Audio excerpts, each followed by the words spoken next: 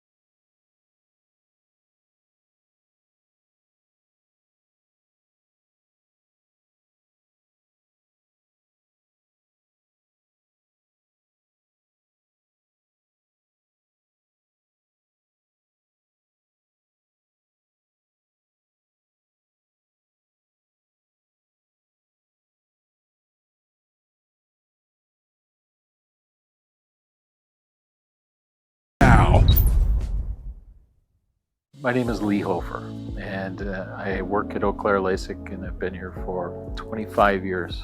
I think there are a lot of rewarding things about having LASIK as a profession. Working with young people that have defined goals, people that are 60s and 70s, and they find benefits too.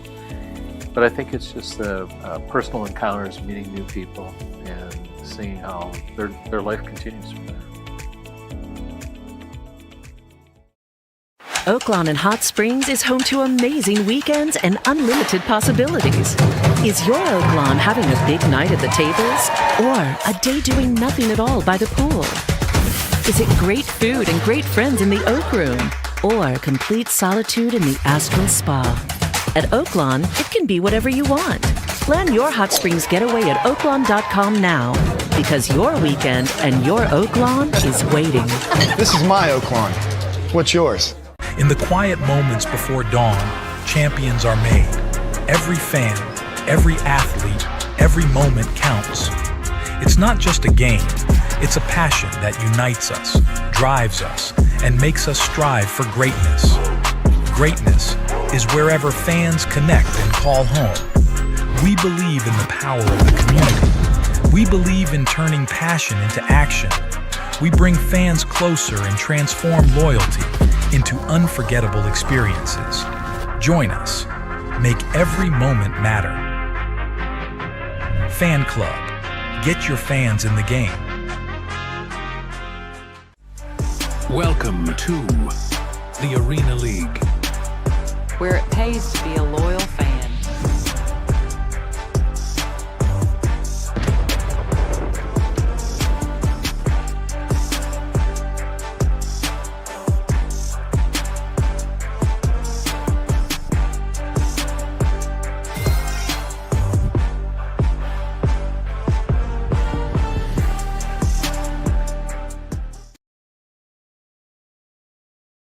All right, good evening and welcome to Oaklawn's Arena League field inside Banco ZK Arena here in beautiful Hot Springs, Arkansas, home of the Hot Springs Wiseguys. I'm Steve Henson, along with my broadcast partner, Tyler Chenault. Thanks for joining us here on the Natural State Sports Network. Tyler, I'm excited for this one, man. It's been, we argued it a little bit. We had to go find the dates, but it's been 15 years since arena football was in Arkansas.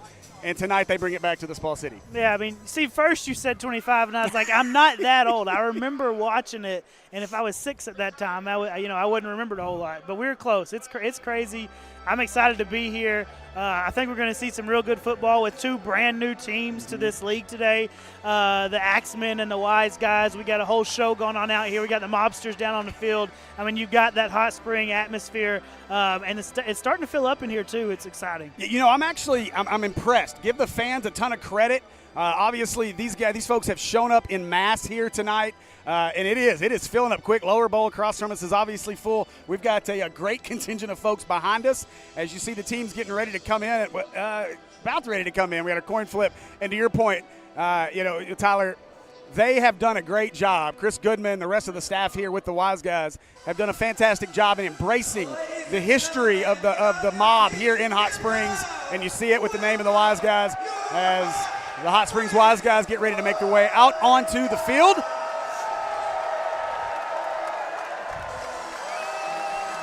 And they are led by quarterback Jordan Ambrose, who Coach Bones said, Jordan, he's an IFL guy. He knew him at his previous another indoor football league. I guess a similar to this, but different. So he brought him down here with him to the Arena League. Got to make sure we say that right. It is the Arena League, That's not right. the Arena Football League. We're Yes. the good one, from what I understand, right? You said we got the Wiseguys. They really bought into what Hot Springs is, and I think that's something that it's also going to get the fans to buy in a lot as well. Well, and you see, obviously, very interactive here. This is a league that wants to immerse itself within the fans and let the fans immerse themselves in the action. They were talking about earlier, don't talk or touch the players unless they come talk and touch you. Yeah. So you're going to see guys go over walls. You're going to see guys flying all over the place. And the beautiful Oaklawn gaming area over here on the end. This is just going to be a lot of fun, and it's been really neat to watch this take shape here over the last couple of days. Yeah, I mean, ultimately, with stuff like this, it's a smaller league, obviously. If you get the fans to buy in, and that's what they said if the ball ends up in the stands, one of the only leagues, right, that you get to keep the ball. So if you can fight for it and catch it, you're going to get to keep that ball. So they're just wanting to make sure the fans are a part of it. The fans feel like it's worth coming to. A lot of things, right, it's easier to watch it on TV, watch what you're doing right now. But if they can get you to come in here and stay, that's something that's really big with this league. Yeah, that's the big key. You guys make sure you go over to Fan Club, download the app, and get your experience started there. Should be a QR code. I'm not sure we're going to have that tonight, but head over to fanclub.com and check out all the great stuff there as we get ready for our throw-off here in just a few minutes. Again, I'm Steve Henson, joined by Tyler Chenault here on the Natural State Sports Network as well as on the Fan Club app. We appreciate you guys watching us there. And we wait for the mobster car to make its way off of our turf. And it's neat, too. I should have asked the history. I do not believe there's ever been any sort of football game played inside this building. I've been here many times for basketball, but never once have I stood inside this building for a football game. And it is a compact, fun environment, and it's going to get loud. I'm sweating already. Yeah, I've seen basketball. I've seen a bunch of cheer competitions as of late, last couple of years in this arena, but no football. And we were able to walk down on the field, and it's a different feel, right? Mm-hmm. It's not the same as what we see as football, but it's something that I think is really fun. They're trying to get it moving quick. There's some different rules that you won't see, and we'll kind of touch on those as we move throughout the game. But one that I thought was interesting that we talked about is just how the quarterback can run the ball. But the quarterback has to be between the running lane, which is the hashes on your field, when he crosses the line of scrimmage. So you can't roll out and then tuck it and run as the quarterback. You have to pass the line of scrimmage in between those two hashes. So watch for that. Yeah, I'm excited about that piece of it. This is a league that lends itself to a lot of points, a lot of offense. We saw some of that last night. I think had a couple of games get into the 70s and 80s. It's a fast pace, which Coach Bones he loves the fast pace. This is a guy that has at every stop brought dynamic offenses from his times in college all the way through the IFL amongst other stops. And so I'm excited just to see what that product's going to look like when they get out there on the field. Oh, yeah, for sure. And they got the running clock and everything, so they're going to be moving fast. They don't want to waste time, want to get as many snaps as they can, get as many points as they can. And it looks like we're going to the national anthem. To perform our national anthem, let's show our pride, Wiseguys style.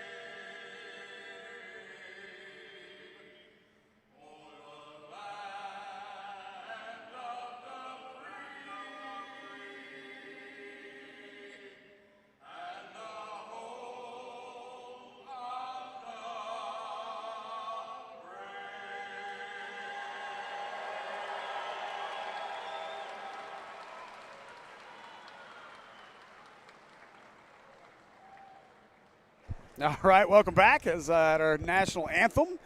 And by the mobster singers down there, did a great job. And so speaking of, I want to say a huge thanks to our friends over at DeLuca's for providing our pregame crew meal. So although, Tyler, I didn't get much of it. By the time I got up here, everybody else had done taking it. Yeah, it went quick. Here it comes. So that's the boss there as she brings her brings folks out for our coin toss before our throw off. Again, no kicking in this league. Kickoffs will be a throw off. The ceilings are too low. You can't kick in here, right? We saw somebody kick it earlier while we were in here. They kicked it right off the scoreboard. The horses are at the starting gate. Again, very appropriate as we get things going here. And again, Tyler, I'm excited just to see this this style of football, and I think the fans are going to love it. And this should be some exciting stuff here out on our field tonight. Yeah, it's different, and it's different than the Twisters were. Like, it's not even the same as we had whenever the Twisters were in town. Went back and watched some of their games from last year. It's quicker. There's one offensive lineman that blocks. They don't have the three linemen like you had with the Twisters and all. So it's going to be different. It's something that we haven't seen before, but something that's exciting. We know everybody loves offense. They love points going up on the board, and that's what you're going to see in a league like this. So, Tyler, what do you think? I mean, you've been on the sidelines for some games as a coach, and what do you think the nerve feeling is right now? Your two inaugural teams walking out here for the first time and putting on this show in front of a crowd that, again, is impressive.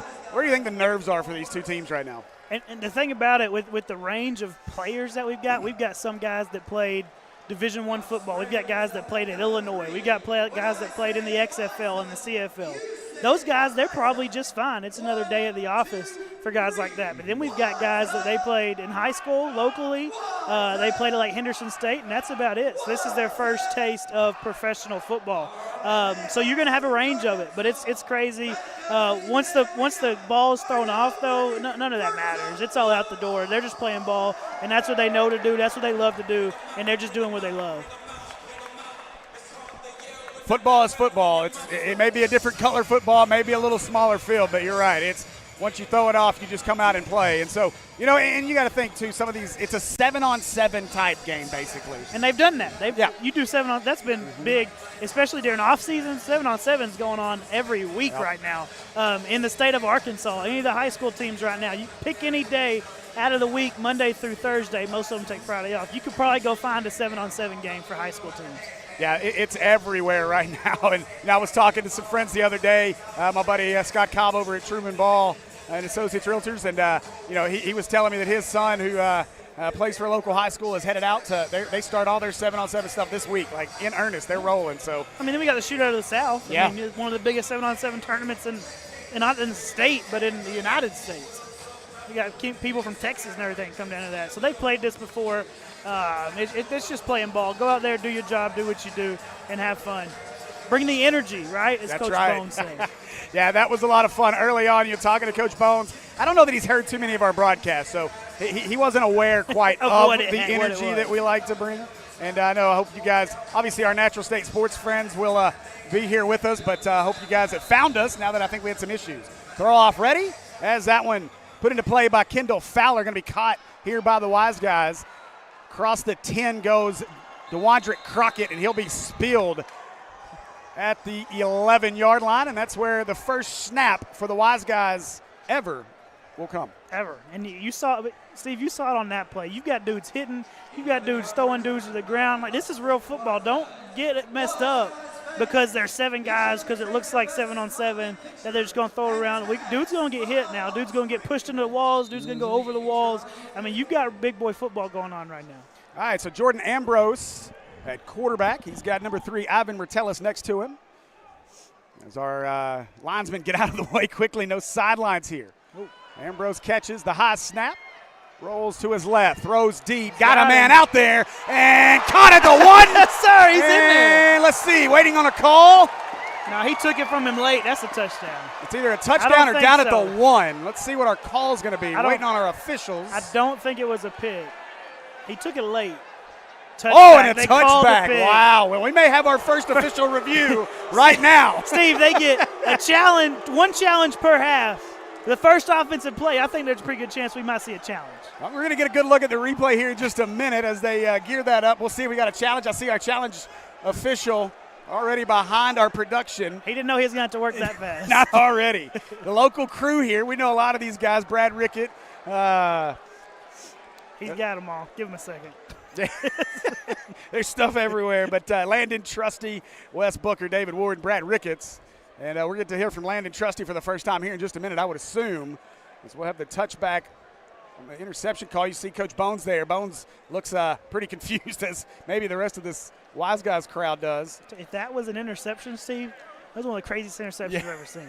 Because, I mean, we had body position and everything. Who was it Dilworth? Was it? Yeah. I mean, he had body position. He is where he's supposed to be. And I think the Axemen took it away after they were down and everything was over. But we'll see. So Coach Bones still talking to the official. It looks like we will not get a review yet. We'll see as he's talking with Landon Trusty. I don't know. And now he will call for the official review, I believe. We've got a timeout at least. So Bones. He at least wants more of an explanation.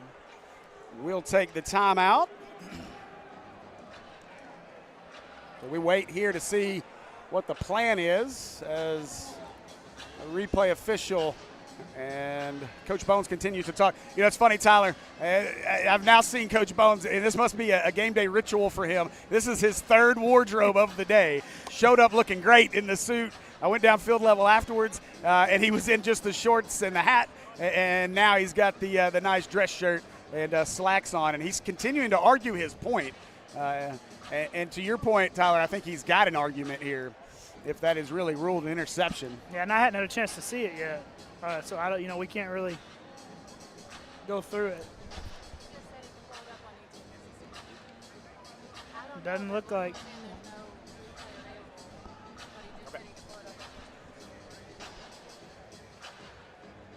Okay, so we're not going to get a review. Not get a review. Coach Bones still arguing out on the field right now. And so quarterback Joseph King, they'll hand it away up the middle, breaks free, going to be tackled as he crosses the 20. That's big number 21, Aaron Dawson on the carry. Swinging momentum, Steve. The Wiseguys think they've got a touchdown. They think they're at least at the 1-yard line. Big bomb turns into a pick, and now you get a chunk play on the ground. You look at a guy like Dawson back there, big legs, powerful runner. He's going to do some damage. They'll hand this one away now to Ford, and Ford tripped up. And this is new in the league, too. You didn't see really running last year. Yeah. It wasn't a thing. So it's new rules and stuff. And it's, again, a brand-new team to the league. So you got to figure out what are they going to try and do to you. And I don't know they expected to see this. Just forward the motion man. They'll hand it right up the middle. And stacked up at the 20-yard line. It's Aaron Dawson again on the carry. I think is that Noah? Is that how we pronounce that? Noah Smith? Yeah, Kanoa Smith. And then Cody Beck. So Cody Beck's the one that's in there right now, and Noah was the center on offense. Smith, a native of Arkansas, Sylvan Hills from Sherwood, Arkansas. My hometown currently. Currently. So forward the motion man again, dropping to pass is Gatson. Gatson over the middle, wide open. Caught and spilled inside the 10, as that is Stanley Boom Williams on the catch. Boom was able to find that pocket right there behind the linebacker. Really good ball placed by the Axemen quarterback there. Just a good methodical drive right here, first time touching the ball. So Kobe Gatson, and this time they'll go with an empty set. McSweeney, the motion man. Gatson will follow him, looks to the right side, and he is dropped in the backfield by quarterback Jordan Ambrose on the defensive side. Now, the thing you got to think about right there, Steve, is he had to bounce it back in, right? Because if he hadn't crossed the line of scrimmage yet, he can't go outside of those hashes. So that's one where I don't know if he wanted to bounce it back in, but he did. And he said, was that 9 on the tackle? There was 9, Because 9, remember 9 is oh, that's right, sorry, Labette. Yeah, Labette, thank you. Labette. So motion again here is Williams. They'll hand it away, right side, and wrapped up at the 4. Good defense right there, setting an edge. They're kind of figuring it out.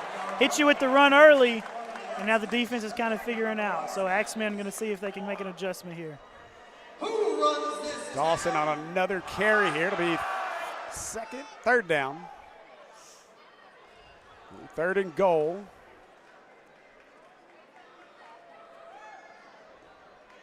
It's Kobe Gatson gets the play off of his play card.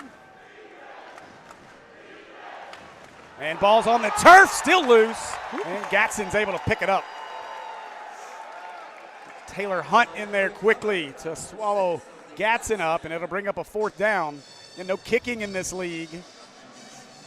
No kicking, and then I went and checked my rule book real quick. I'm still learning here too. But not this play, it doesn't matter. The previous play, when you're inside the 5-yard line, the quarterback cannot run the ball. So in between the 5s, they can run it. But once you get inside the 5, quarterbacks can't run either. So motion is Joel Shaw. Gatson looking, hammered, and knocked away.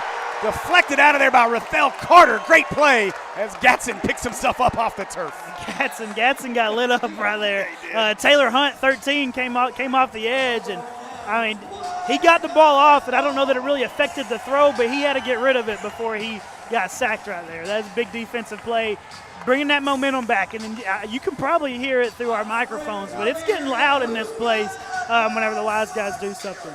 I tell you what, Carter nearly had himself an interception there as you see the replay just off of his hands. And so 1st and 10, Wiseguys, they'll try this again, their 2nd snap, as first one ruled an interception on what we thought was going to be a touchdown pass. So Ambrose, high snap again, brings it down. Blitz coming, throws it left side, caught, and breaks a tackle, and rides the wall. We got a man in the stands. There it is, that's what they want. They're going to do it. And the wall is not out of bounds. They can touch the wall. They can use the wall. Now, they can give themselves up onto the wall, and the refs, so it'll be up to the refs to call it down. But it was obvious he wasn't trying to give himself up right there. Terrell Brown on the catch. High snap again. Now Ambrose in trouble. Steps up, he's looking. Gonna run. Breaks a tackle at the 25, inside the 20. Bounces off the wall and will be thrown down as he gets to the 18. And that'll be a 1st down for the Wiseguys. You got fans, drinks getting knocked off the walls and everything. They're going to learn quickly that the wall is not a cup holder in this league. That ain't going to stay up there. And you see it. I think that's the cool part is these boxes down there. You see the people all excited as nearly got part of the action in there with them as well. So Ambrose gets the call from the sideline, motion man. And he's well off sides on the motion. You had, I think, part of the issue the guys, they set up the sticks and they have to get out of the way.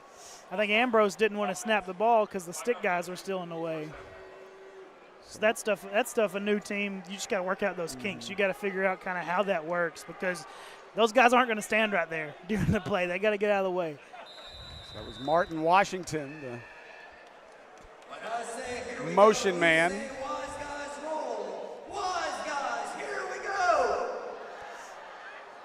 So Ambrose now. There's Washington again in motion. This time they'll hand it away up the middle. Breaking away is Metellus, and Metellus stumbles inside the 15-yard line. He gets all of that 5 back plus a couple extra.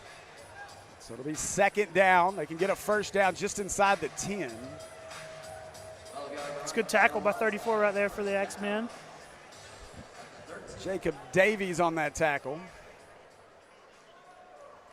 Now Ambrose, again, high snap, has to corral it, and he's in trouble, breaks away, throws it up towards the sideline.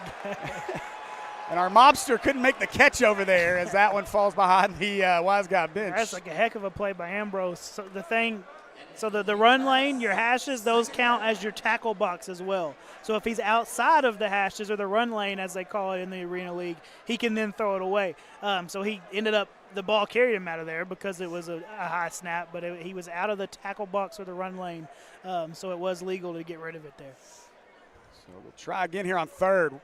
Motion man Bibbins. Ambrose catches another tough snap, throws to the corner, over the wall, and what's our ruling? I don't think he. And incomplete, as they were looking for Dilworth again in the end zone, and our carpet came up over there in the corner. They're going to have to do some housekeeping to fix the carpet as our official came sliding into the end zone.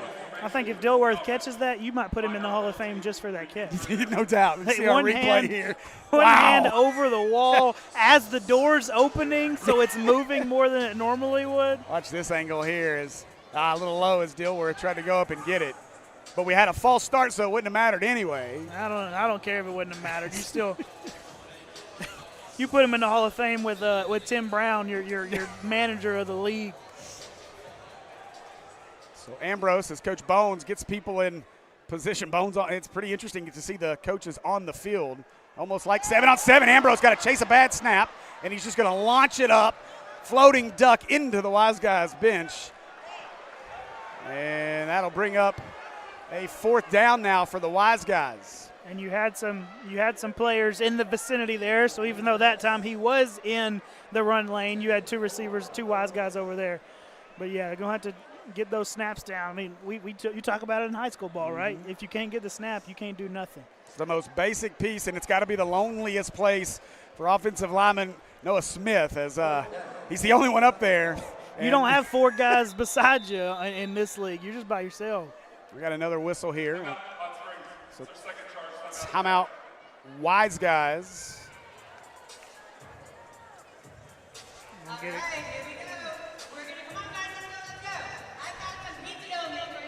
So, okay, got some games going on. Yeah, my kid's down there, as a matter of fact. There he is. My kid is wearing for the first time in his entire life, wearing an apron. So this ought to be interesting. I'm not even sure that my wife, who's on our field camera, is aware of this right now. She was busy whenever he got asked to do it.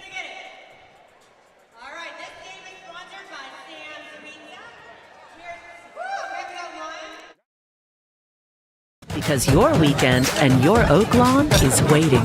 This is my Oak Lawn. What's yours? Welcome to the Arena League, where it pays to be a loyal fan.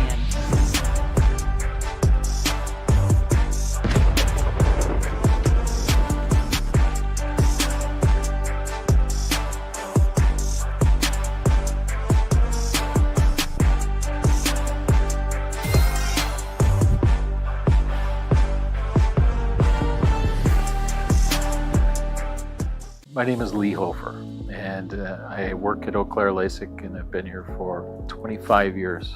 I think there are a lot of rewarding things about having LASIK as a profession. Working with young people that have defined goals, people that are 60s and 70s, and they find benefits too. But I think it's just the personal encounters, meeting new people, and seeing how their life continues from there. In the quiet moments before dawn, champions are made. Every fan, every athlete, every moment counts. It's not just a game, it's a passion that unites us, drives us, and makes us strive for greatness. Greatness is wherever fans connect and call home. We believe in the power of the community. We believe in turning passion into action. We bring fans closer and transform loyalty into unforgettable experiences. Join us. Make every moment matter. Fan Club. Get your fans in the game.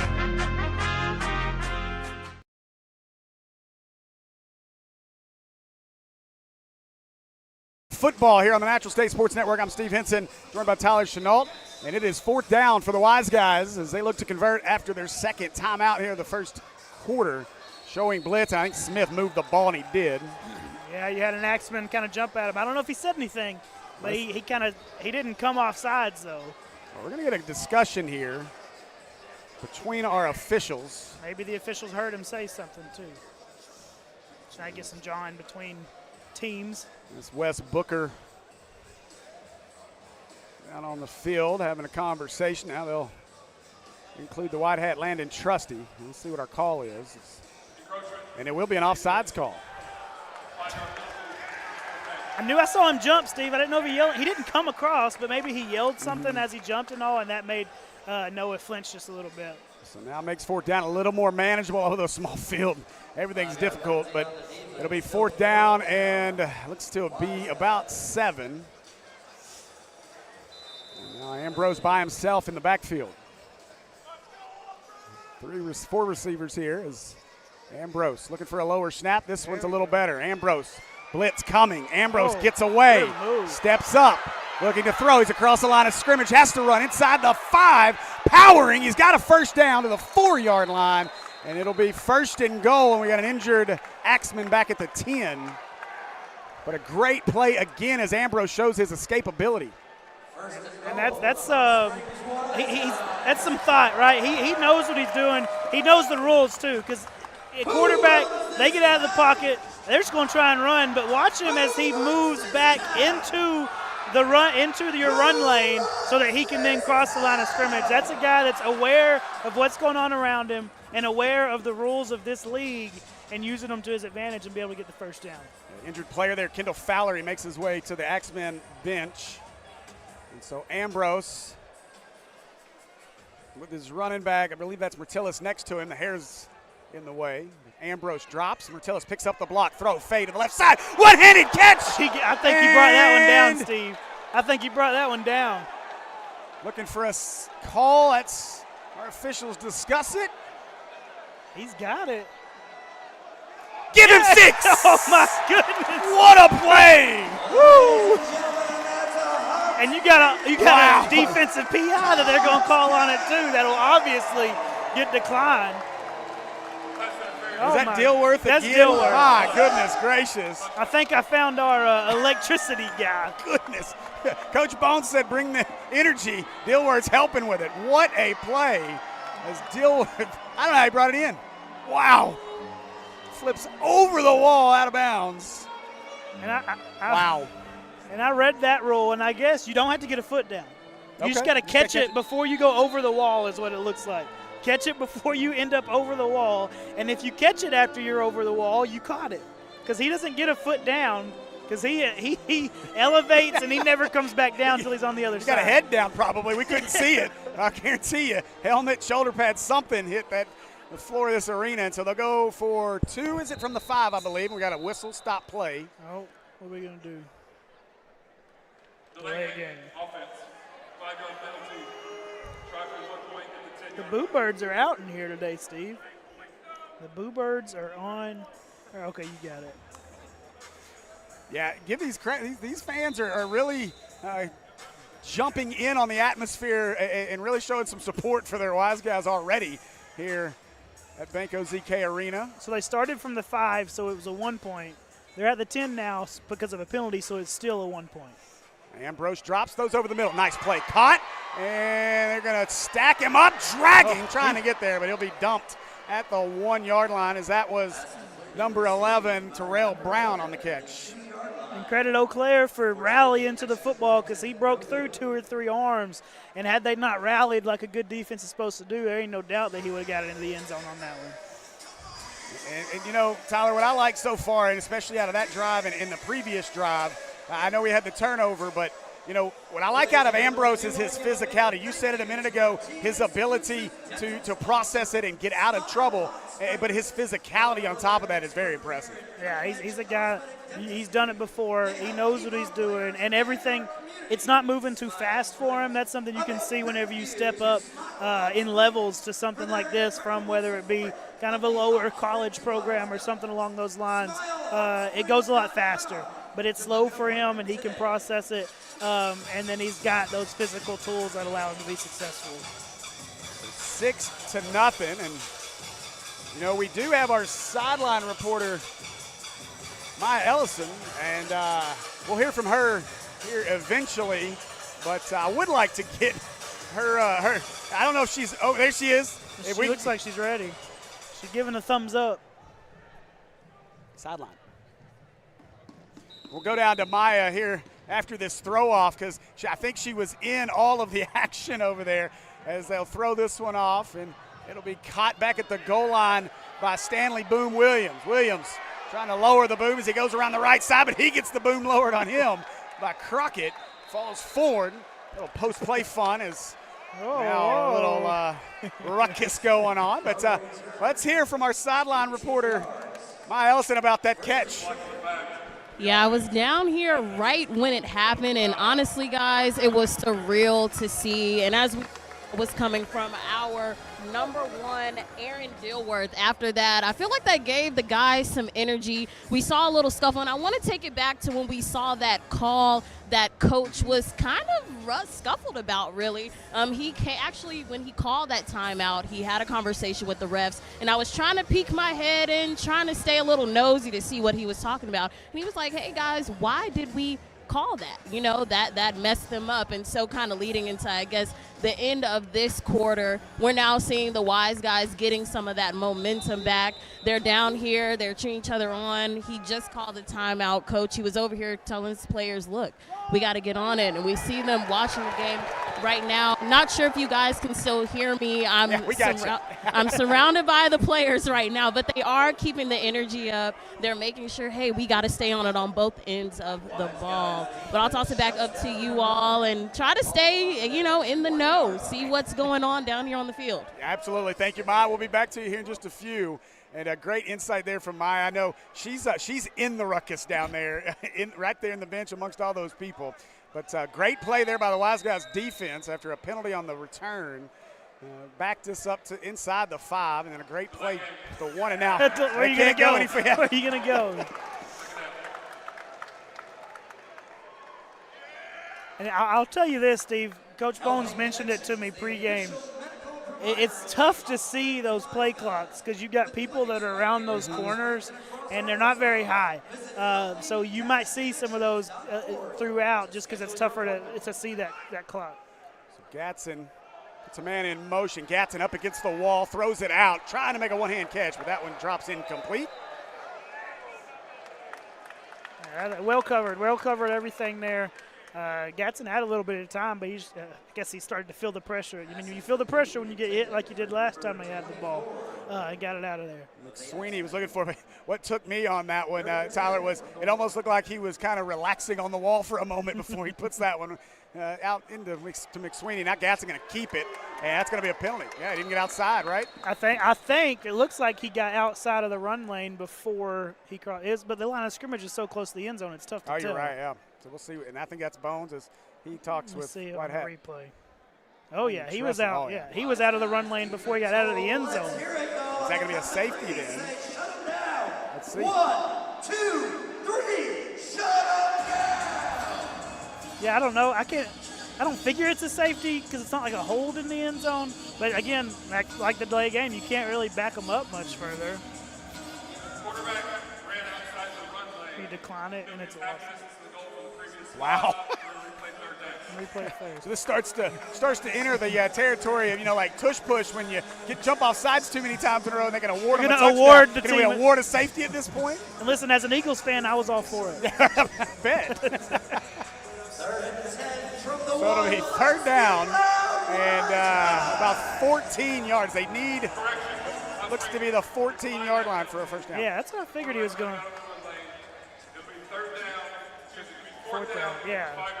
Okay, so they're going to give them the game. But make it fourth. Yeah. Which makes it, I thought he would have declined it from the start.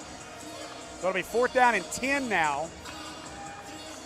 Wiseguys defense trying to get off the field again.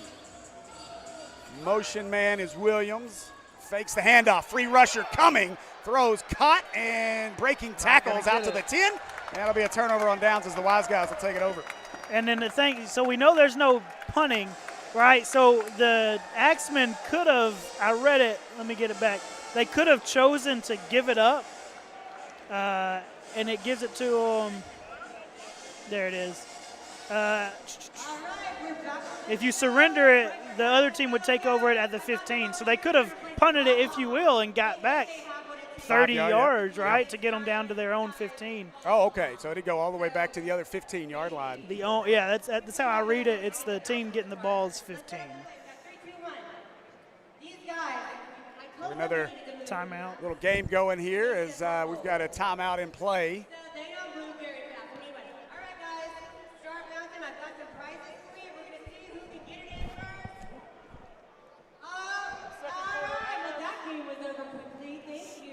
As we watch our fans, and again, we talked about this earlier, the interactiveness of what this league is going to be. It's exciting. You got to come out to one of these ball games here in Hot Springs if you have the opportunity, and because again, you're going to get an opportunity to get out on the field, be part of the players, and so we're going to take a quick break here, and I'll be back with more Arena League football here on the Natural State Sports Network.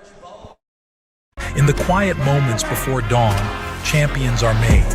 Every fan, every athlete, every moment counts. It's not just a game, it's a passion that unites us, drives us, and makes us strive for greatness. Greatness is wherever fans connect and call home. We believe in the power of the community. We believe in turning passion into action. We bring fans closer and transform loyalty into unforgettable experiences. Join us. Make every moment matter. Fan Club. Get your fans in the game.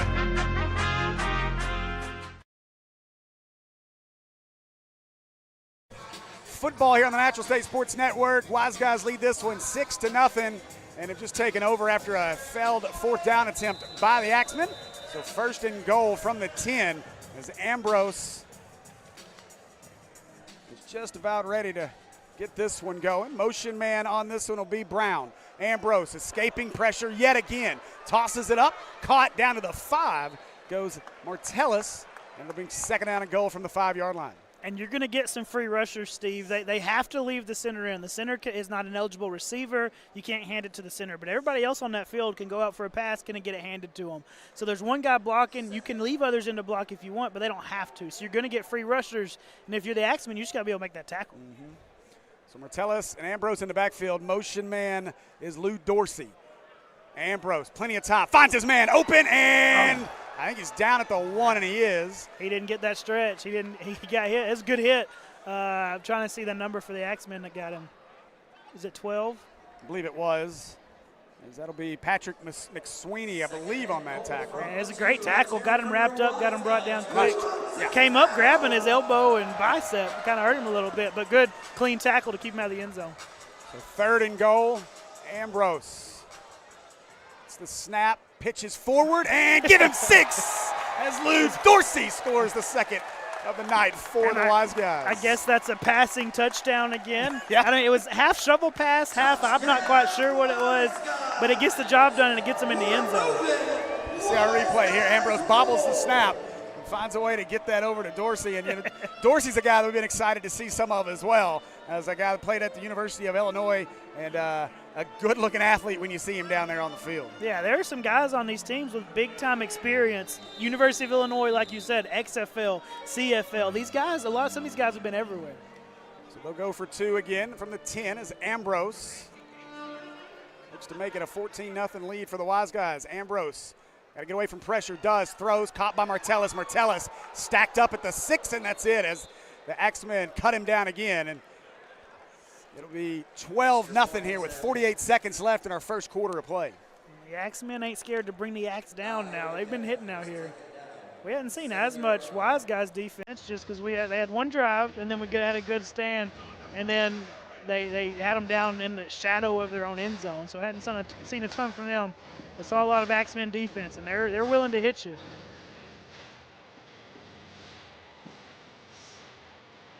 We'll see our throw off again. Again, a 12-0 lead currently for the Wiseguys. And, Tyler, I got to believe that this fan base is enjoying what they're seeing right now. So far, the first play of the game, an interception, controversial a little bit. Very controversial, especially if you ask these guys that are sitting right behind us.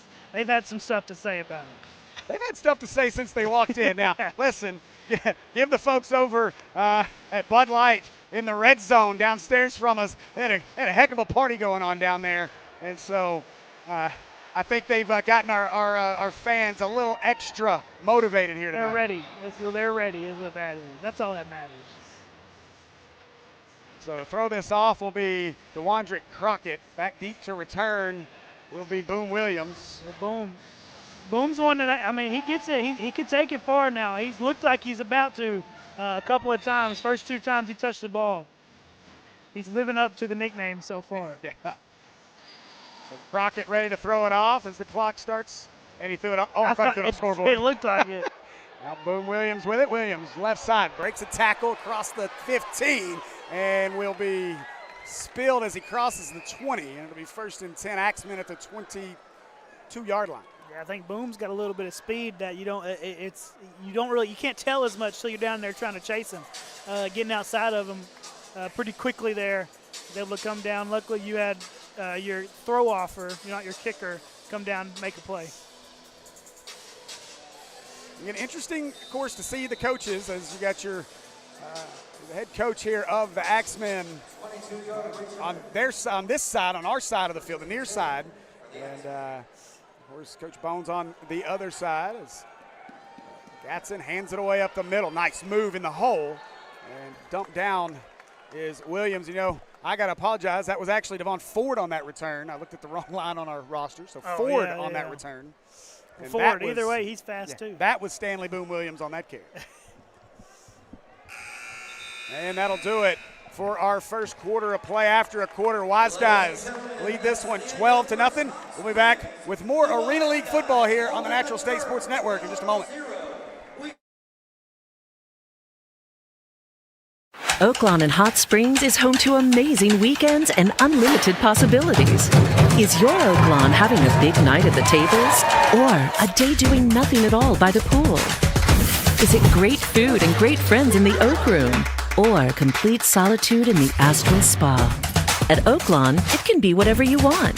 Plan your Hot Springs getaway at oaklawn.com now, because your weekend and your Oaklawn is waiting. This is my Oaklawn. What's yours?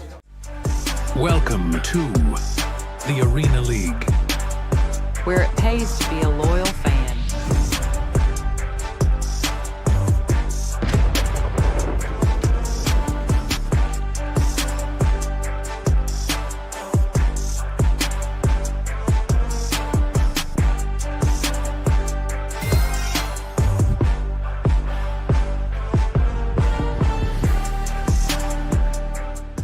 My name is Lee Hofer, and I work at Eau Claire LASIK, and I've been here for 25 years. I think there are a lot of rewarding things about having LASIK as a profession. Working with young people that have defined goals, people that are 60s and 70s, and they find benefits too. But I think it's just the personal encounters, meeting new people, and seeing how their life continues from there. In the quiet moments before dawn, champions are made. every fan, every athlete, every moment counts.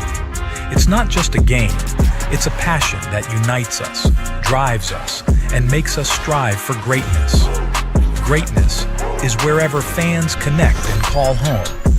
We believe in the power of the community. We believe in turning passion into action.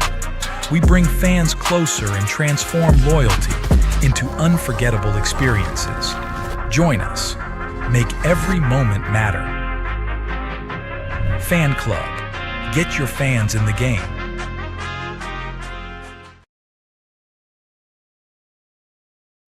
All right.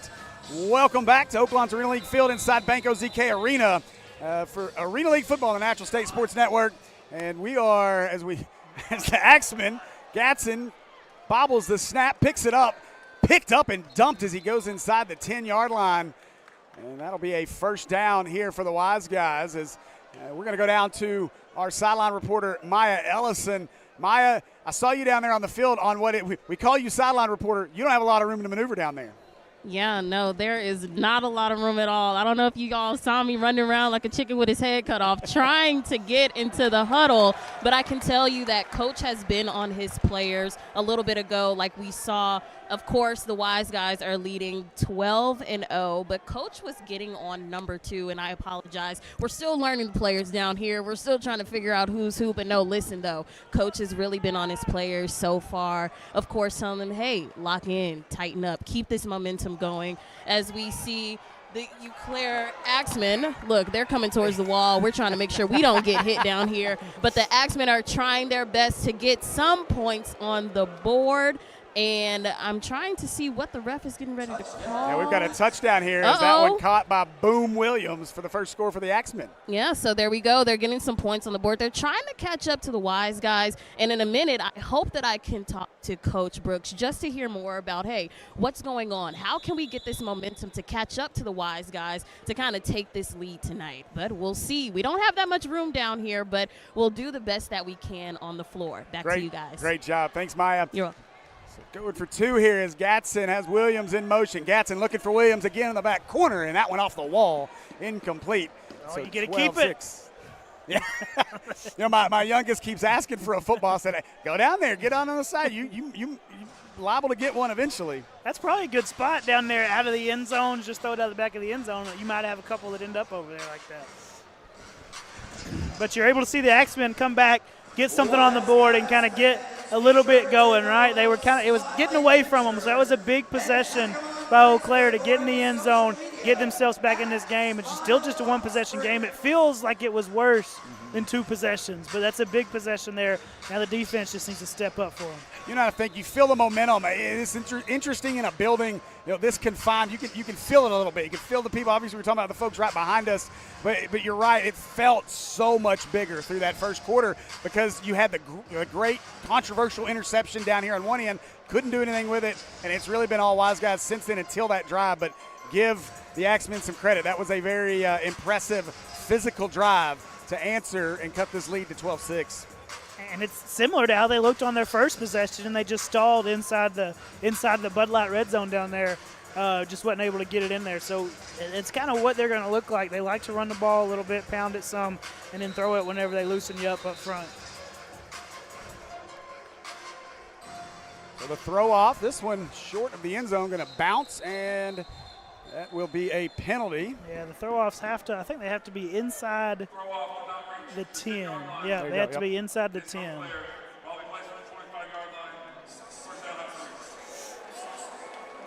Kind of like a little squib throw for Eau Claire, just was a few yards short. Yeah, I thought when he threw it, that looked like it was going to come up well short. It was going to need some wind to catch it. We got some breeze in here from the AC, but it wasn't enough.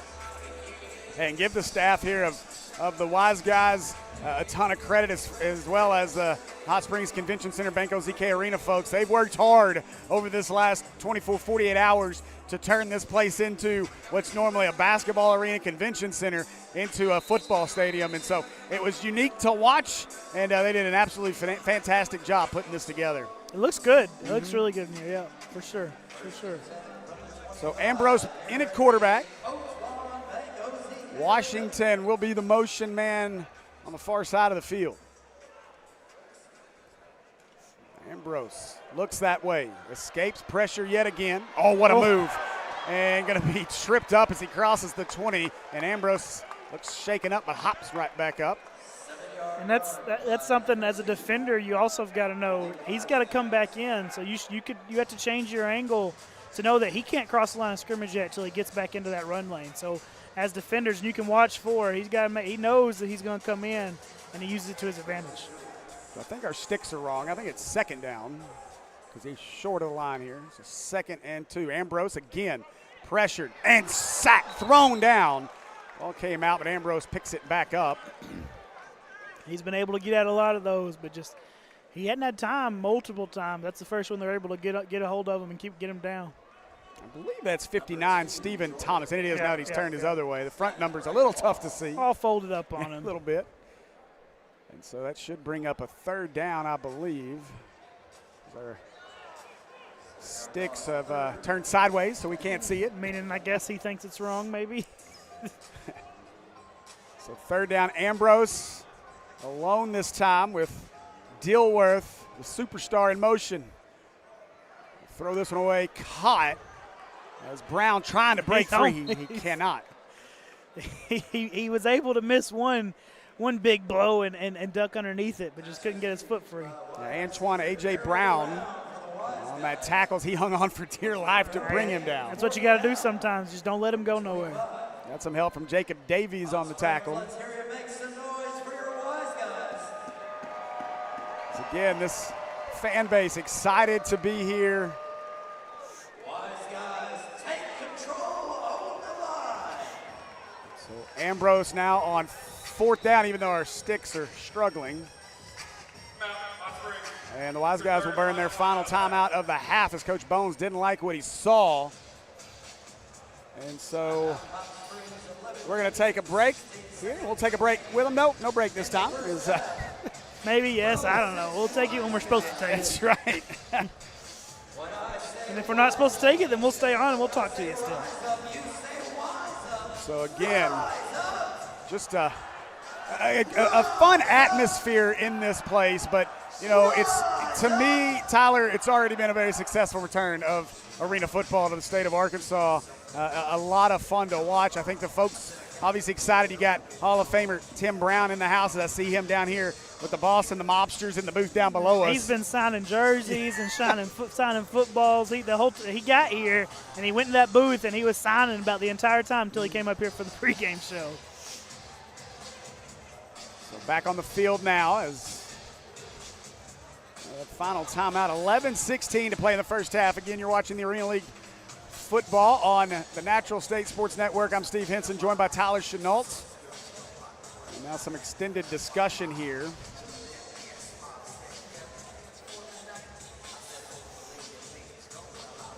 This discussion is with Dilworth. Maybe asking him how he makes all those catches. I don't know what they're talking about now. I'm sure, you know, Coach Bones trying to get a explanation. I think maybe this was a scheduled 2-minute timeout because I think back here at the end zone's the one that's holding it and he keeps checking his watch like he's waiting for those 2 minutes. I'm wondering if maybe Coach Bones wanted this to be a quicker timeout, or if it was an injury type deal. I don't know what's going on here. We'll see if we can get an explanation. I'm not sure if Maya is aware of what's happening down there in this discussion, but Maya, if you got any insight for us down there. Oh, all right, looks like we're coming back. Well, nope, looks like we're back. So whatever it was, we got it all worked out. So Ambrose with Mertalis next to him. Dilworth will be your motion man. Brown and Dorsey, receivers on the near side. Dilworth nearly got across early. Ambrose steps up, throws it, picked off. Intercepted by the Axemen, and green turf ahead. 5, 4, 3, 2, 1. Give him 6 as Antoine Holloway with the pick 6. To make it 12-12 at the moment, but we've got some laundry on the turf. It came from kind of the guy behind here, but everybody's acting like there's a hold down here on the defense. Yeah. So wipe the points off the board as we've got I like that, the fan behind us. He called that. I heard him call it. That's a hold. And so, hey, maybe we got a aspiring official behind us right now, too. Still not. I don't think there's automatic first downs. I'm not sure. We'll see. They're looking to move the sticks. Yeah, I think it. Let's see. No, you're right. Just it's the not. down. Okay. Oh, it is. Yeah, it is going to be a first down. Now, it may have been yardage enough for a first down, though.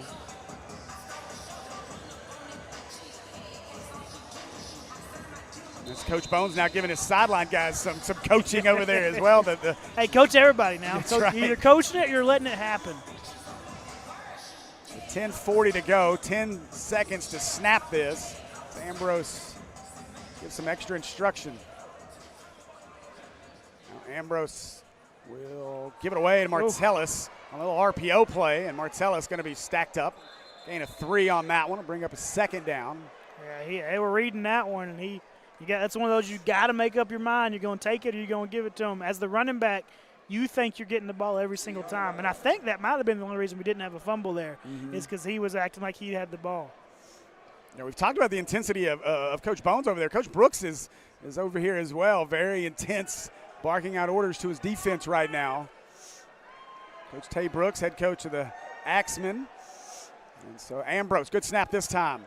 Pressure comes. Ambrose trying to get away. Somehow a little left-handed flip. Martellus makes the catch across the 20. And he'll be dumped at the 19, and it'll bring up a third down. And they're going to lose some yardage. It'll be 3rd and 10. Yeah, I got back there quick. Just kind of set your running back up. Martellus with a little jab step by the defender and gets by him. He's able to get it away and not lose as many yards as he would have with a sack, but still a loss.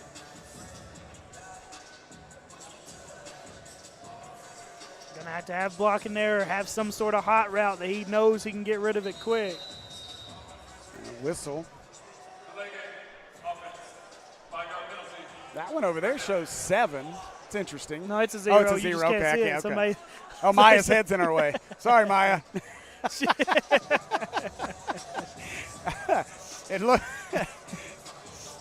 another delay of game call here with 9:14 to play in our first half.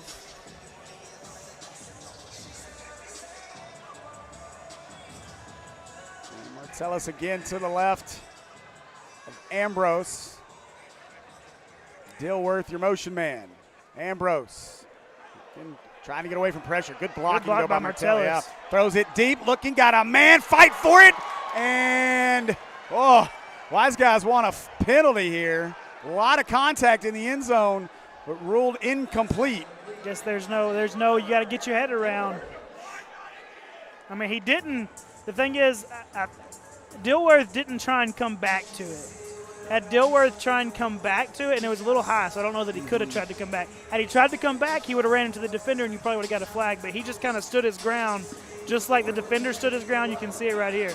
I mean, there's maybe some hand fighting, but nobody's really impeding any movement there. That's a great play there. I think that was Devon Ford. 2? Was it 2? Yeah, Sinquay Grant on the play, and a great play there. Now another whistle and another delay of game on the Wiseguys as they're struggling to get the play calls in right now with 8:11 left in our first half. Yeah, that's one that comes from the play down there and trying to figure out if you're going to get a flag or not. So it kind of takes a little bit. You got to get people back down the field. That's one where it just took a little bit too long to come back from what you just had happen. You saw Coach Bones in that huddle. He's just imploring his guys to please speed it up, get to the line. And now still some confusion as Ambrose now gets everybody set. Motion man, that's not Dilworth, Brown. Now rolling is Ambrose. He launches it up, and that's a souvenir as it makes its way into the crowd just outside the Oaklawn box. We'll say somebody from Oaklawn's going to get one, but it looks like it went right into that box that's not in Oaklawn. I think we had a great catch. He's excited about it, though. Too, yeah. Now you see our fan there. He was on there. Let's see what kind of play our fan made. Look at him with the ball in one hand. What a play. Somebody sign him. He could have caught that jumping over the wall, right? And so that was 4th down. So it'll be a turnover and down, and the Axemen now with a chance to tie it. I mean, that one's got to be one for the end of game fan moments, right? Absolutely. Go see our friends at Fan Club. Download the app. Low snap. They'll throw to the motion man, Boom Williams, and he is taken down in the backfield by Darren Labette. Great play there. Say the backfield. They're going to give him a gain of 2. They'll bring up a 2nd down and 8. And that was an interesting concept. They gave it to the guy that he didn't come in motion. You know, normally they have one coming forward. He waited, and then he came from deep, and they tossed it to him on the run just to kind of get ahead of steam. Snap to Gatson. Gatson hands it right up the middle following a power formation, as that is 21 Aaron Dawson on the carry. He'll be dumped and just shy of a 1st down. It's going to bring up a 3rd and about 2. I thought Dawson was about to break through and kind of get some little extra there. The Wiseguys able to hold on and wait for some help, just like we saw earlier. Our chain crew's still struggling with the down right now. It's 3rd down and 2. Oh, here we go. Now he's switching it. There you go. He's Gatson. Get out of there before you get hit. They'll put forward in motion. They'll hand it away. We got a Slow. flag on the play. It's enough for a 1st down, but we'll wait and see what the laundry's about. That was slow developing, too. Mm-hmm. I don't know. That one was off every which way. Number 21 of the Axemen. So take away the 1st down. Illegal shift on the Axemen. That'll back it up, and they'll replay 3rd down. It'll be 3rd and about 6. So I didn't see exactly what that one was on, but one thing about it is you can have one guy moving vertically and one guy moving horizontally before the snap. So you can't have 2 guys in motion. They just have to be moving different directions. Now Gatson looking to throw here on 3rd over the middle. Too much on it. Ball tips up and it tipped off the turf. I was about to say, that was off somebody. It's touchdown. That's what I thought. So 4th down. But you had Boom was there. He just kind of missed him, threw it a little too outside for him. So it'll be 4th and 7 from the 17-yard line. Big defensive stand for the Wiseguys right here. 4th down, 6 minutes left in the half, trying to hold on to their lead. See there, you got your 2 guys in motion. That's fine as long as they're opposite directions. They'll hand it away. Boom Williams with it. Boom is taken down inside the 15. And it'll bring up 4th and short here for the Axemen. And those 2 directions, it's kind of some eye candy for the defense. You don't ever see that anywhere else, right? It's only ever one guy in motion. Now you got guys going different directions, everything, trying to confuse you, but good there defensively. I guess I got lost on the down and distance. We don't have that in front of us, but that was 4th down, so turnover on downs. And back to the Wiseguys here, and to your point, Tyler, that is a huge stop. You think about it, we talked about the number of points we expected to be scored. It's a 12-6 game with 5:52 to go in the 1st half. And on top of that, you took 6 points off the board on the pick 6 by the Axemen earlier. Yeah. Coach Bones is, let's do it, man. We're waiting too long. Ambrose wants to throw, caught left side. Dorsey trying to break tackles. He's going to be right at the sticks. And a yard shot of his 2nd down and 1. And that's the kind of stuff I expect Coach Bones and Ambrose to start looking for. With them getting the pressure, you're going to have to get it, and you got to get it out of your hands. And you've got a lot of cushion down here on your outside receivers.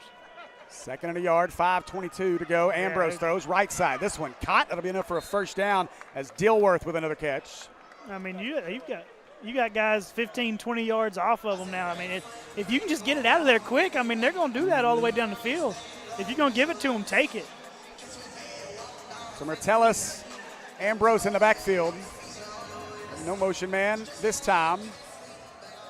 It's Ambrose, another high snap, corrals it, throws it, got Brown. He is hammered. Oh, my gosh. His helmet came off at the 20. What a hit. If a helmet falls in the stands, they get to keep that. That might be something to talk to Tim about, right? Yes. Mr. Brown. A.J. Brown, speaking of Brown, A.J. Brown on that tackle. I did that on purpose. Yeah. I knew who it was. Brown did deliver on that one. And to your point about delivered a fan a helmet. You're going to see it. Oof. Well, what a shot. The ball, thanks to the wall, kind of helped that helmet come off. Put that shoulder right on the sternum now. And stay with us at half as Riley Underwood and Tim Brown will join you again for our halftime show. Ambrose looking, got his man caught by Dorsey. Dorsey dumped. That'll be enough for another 1st down for the Wiseguys. Yeah, Coach Bones has figured it out. They're going to start sending pressure because they had success with pressure. We're just going to get it out quick. We're going to run these quick hitches Kind of send them down the field, turn around, and catch the ball. Just chip it up. 8 yards at a time. Under 4 to play as the clock continues to run. Ambrose, it's Mertellus in position. Dilworth will be your motion man. Oh, boy, another high snap. Ambrose has to chase it down. Just tosses it up, and there's a souvenir. That one makes its way. Hey, another one-handed catch. Wow, we're seeing those everywhere now. I wonder if we got that one on video. That one was a little bit higher up. I don't know if we caught that one. But I think he had his drink. We'll just leave it at that in one hand, and he caught it with the other one. All right, we don't have to leave it at that. Bud Light is I don't want the official sponsor here. Maybe I don't want to say, maybe he's not. I can't tell. Could be water. You're right. I don't want to push that on well. him. You hydrate well. But, yeah, big-time Bud Light over here. Second down now.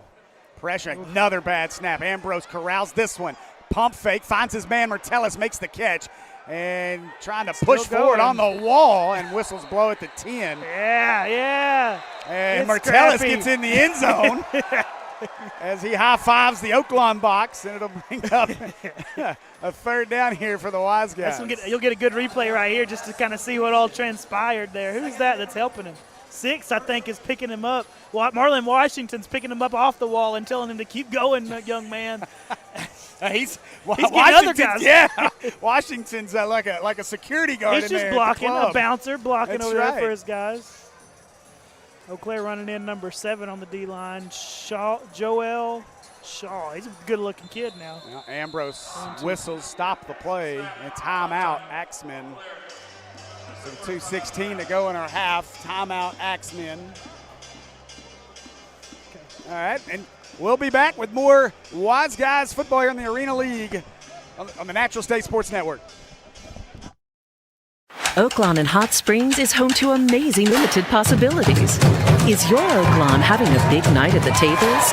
Or a day doing nothing at all by the pool? Is it great food and great friends in the Oak Room? Or complete solitude in the Astral Spa? At Oaklawn, it can be whatever you want. Plan your Hot Springs getaway at oaklawn.com now, because your weekend and your Oaklawn is waiting. This is my Oaklawn.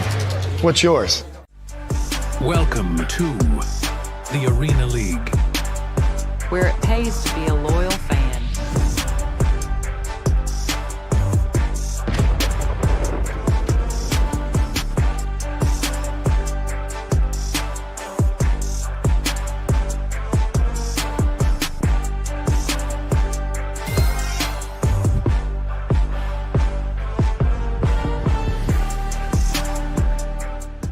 My name is Lee Hofer, and I work at Eau Claire LASIK, and I've been here for 25 years.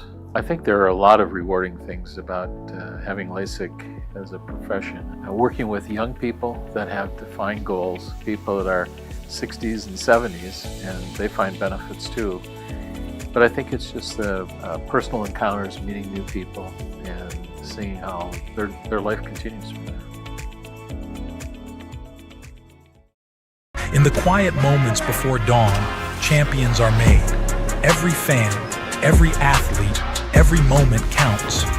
It's not just a game, it's a passion that unites us, drives us, and makes us strive for greatness.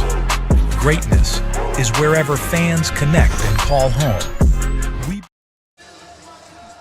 All right, welcome back, folks, here to Arena League football on the Natural State Sports Network. I'm Steve Henson, joined by Tyler Chenault. And it is Wiseguys football here as Ambrose, the snap from the 10, oh boy, clears his head. A nice catch from midfield, throws it up, back corner. Another one. And tipped. And another great catch by our fan. Same dude with another great catch. What a play here. Our fan with another souvenir. It's tip drill. Tip drill. As he runs his way to the other box. I was about to say, we got a better chance to get that one. We can see him running it. He set himself up for that. That's a great job by the fan. He's in this box down here. He knew where that play was potentially going to go. Got all the way down here and waited on it. Makes a great play off the tip.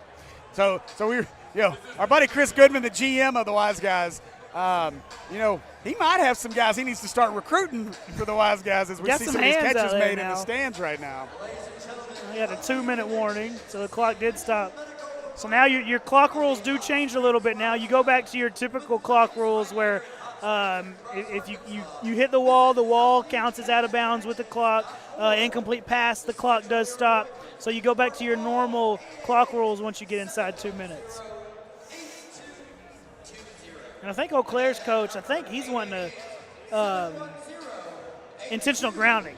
Because I think we were in the run lane and threw it out of the back of the end zone. But I don't think he's not going to get it. You see Coach Brooks down there. He is imploring his team right now. It's huge. It's a bit just like the Wiseguys stop down here was huge. This is a huge stop for the Axemen. Yeah. So Gatson. No, they've changed. They changed quarterbacks. I don't see Gatson on the field right now. Oh no, sorry. How did we? We have the ball. How did we get? What has happened? So as Ambrose catches it up the middle, give him 6 as Ambrose scores, but a penalty flag thrown in late. Let's see what this call is. It looks like it's going to go against the Wiseguys as Bones comes running in to argue his case. Is there a penalty that we missed? I must have been. So they're going to be illegal run by Ambrose. They're inside the 5-yard line. Yeah. Quarterback cannot run the ball. We said it earlier. Quarterback cannot run the ball inside the 5-yard line. I did. We said it when the Axemen had it. Inside the 5, quarterbacks can't run even if they stay inside the run lane. I do apologize, though. I have no idea how the Wiseguys ended up with the ball down inside the 5. Maybe some of you watching know better, and y'all know, so that's good. But we apologize. We missed something there, and so they'll do this all over again. It'll be first down. Motion man is Dorsey. High snap. It falls to the turf. Ambrose picks it up. Throws left side. Is it caught? No, incomplete. Saw it bounce. Oh, Ambrose took a late shot. There it is. There's the penalty. What in the world? I don't know what in the world we're doing there. That's number 34, Jacob Davies. And we should get a shot at the replay. We do. Not real sure what Davies was thinking there. Ambrose lets it go well earlier, and he just stayed on him. You get a better shot. Well, I thought we'd have it, but he wrapped him up right after he threw it, but then he just never let go of him.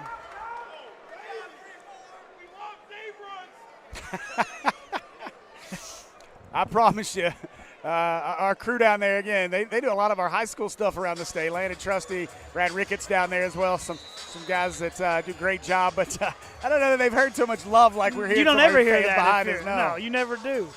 They heard a big bunch of boos from him at the start of the game. So. Ambrose again has to retreat for the snap. Caught, throws it away to Dilworth. Dilworth had to avoid, our official had to avoid Dilworth, and he is spilled there, and so it'll bring up a second down.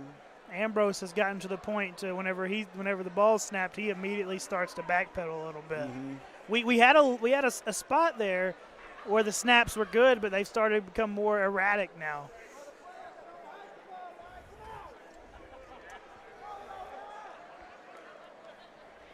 So we down to second down now. Second down and go after the penalty. Yep. And quarterback can run. We're not inside the 5 if he needs to. Ambrose throws. Got a man right over the middle. Window. What a throw. Brown with the touchdown. Wiseguys score again, 18-6 with 43 seconds left in our first half. Ambrose put that in the smallest window that you could. That's a great replay there, right there. Good look right there from whatever camera that is. That's Wade Rainey up there on our camera. Great job by Wade. That's good. Put it in a great window. Great catch. Right there by Brown as well.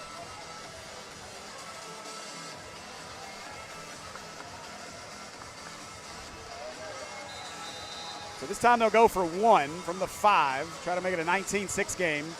Clock runs with 37 seconds left in the half. Motion man, Dilworth, high snap. Ambrose looking, throwing, wants Dilworth, and another circus catch by Dilworth. Wow! He didn't go out of the wall that time, but he still caught it from over the wall. Goodness gracious, what a play. Dilworth showing out here in this first half. My goodness gracious. Another good view right there. So he catches the ball, and you might have seen it if you're paying close enough attention on there. He catches it, he comes down with it, he scores, and then the ball gets knocked out. But it was right in the ball, bucket right there.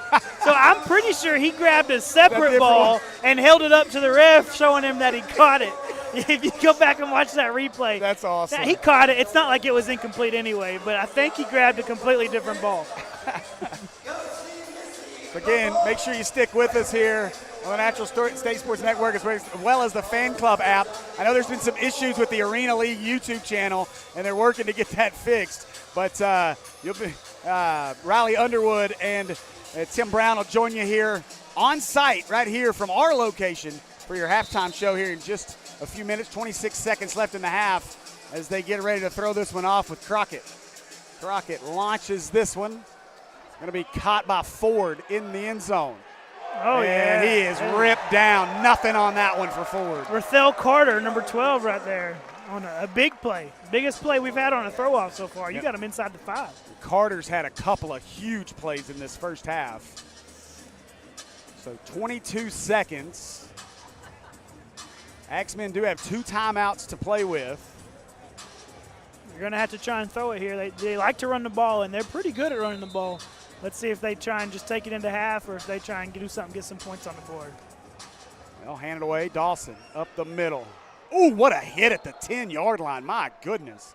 As Crockett, as well as number 4, Vashawn Palmer converged. And we'll get a timeout. Axemen with 13 seconds.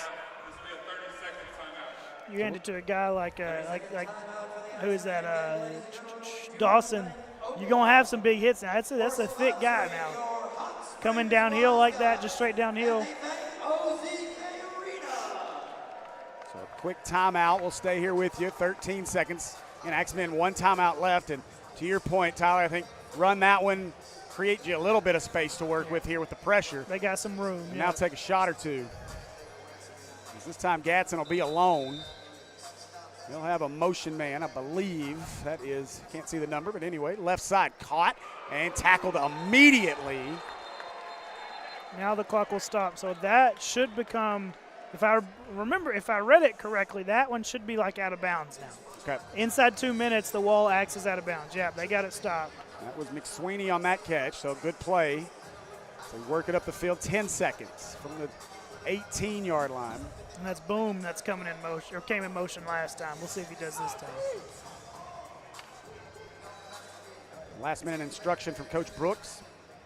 Now Gatson in trouble, rolls right, finds Boom Williams. Williams across the field, he's got blockers. Inside the 15, 10, and tripped up as he gets down to the 8. 1 second. They got it. They got 2 seconds. They get the timeout, and they did. They got 2 seconds. Coach Brooks imploring Landon Trusty, and they do get the timeout call. We should have about 2 seconds on the clock. Yeah, I looked up at 1 second. 1 second, 2 second, it's going to be. That's one play either way. He's looking down at a replay official. They're relaying it in 2 seconds on the clock. Yeah, I looked up as soon as because they're going to call a timeout. As soon as the whistle blew, you look up, and there were 2 seconds left on there. But it doesn't really matter. 1 or 2 seconds it's doesn't matter. You're going to get one play here, yeah. I thought he was going to score. He had 2 guys over there. He had a wall setting up to block for him. Good play. They just showed the replay, and I missed it. But whoever came off of that block to make that tackle saved a touchdown for sure. So one last play here for the Axemen in the first half. Try to cut into this lead, a 19-6 lead for the Wiseguys. Again, halftime show with Riley Underwood, Tim Brown. Just a few minutes after the end of the half. Motion, Gatson, pressure off the edge, throws it up to the corner, and too much on it as that one falls incomplete. And that'll do it for our first half of play. And we've got Maya Ellison, I believe, going to try to grab Coach Bones on his way off the field here. We'll see if Maya's able to. She's going to see Maya make it her way. Hey, guys. We'll go down to Maya. Hey, guys. We got you, Maya. Go ahead. We have Coach Wright. Well, he is walking on the field right now. Give us 1 second. You will. He's currently doing an on-field interview. That looks like he's got a little extra to do here with our, as she calls herself, the boss lady. Yeah. But if you stay with us, we'll hear a little bit from Coach in just a second. Very curious to see what he was telling his players during that when the 1 second was on the clock. Let's see if we can get them now. All right, we'll go down to Maya and Coach Bones. Hey, Coach, coming out of this, you're up 19-6. What do we got to do to keep this momentum going? I mean, we got to execute. I mean, we got a little bit of momentum, but we're not playing flawless. We got to play flawless. A lot of drives are stalling out. A lot of people are not on their assignments. We're winning, but we're not winning like we're supposed to. You know, we got to do our assignments. Alignment, assignment, technique, finish. That's it. Yeah, we've been seeing some penalties, some calls is being made. I've seen you talk to some of the refs. Tell us a little bit about some of those questions that you posed to them. Well, our main concern right now, we got to get those the game clocks a little bit higher. We're having trouble seeing them, so that's where a lot of the delayed games come in. And then the refs, I mean, they're working with us. We're all learning these new rules. You know, I'm on them a little bit, but it's friendly banter. But we're just trying to clean up the gameplay. And then go into the locker room, final message for the players. Oh, man, do more, say less. Thank you. Back to you all. All right, thanks, Maya. All right, that'll do it for our halftime, or that'll do it now. We'll head to half. You guys make sure you go download the Fan Club app. And we'll be back with our Hall of Famer, Tim Brown, as well as Riley Underwood here as we come back for our halftime show.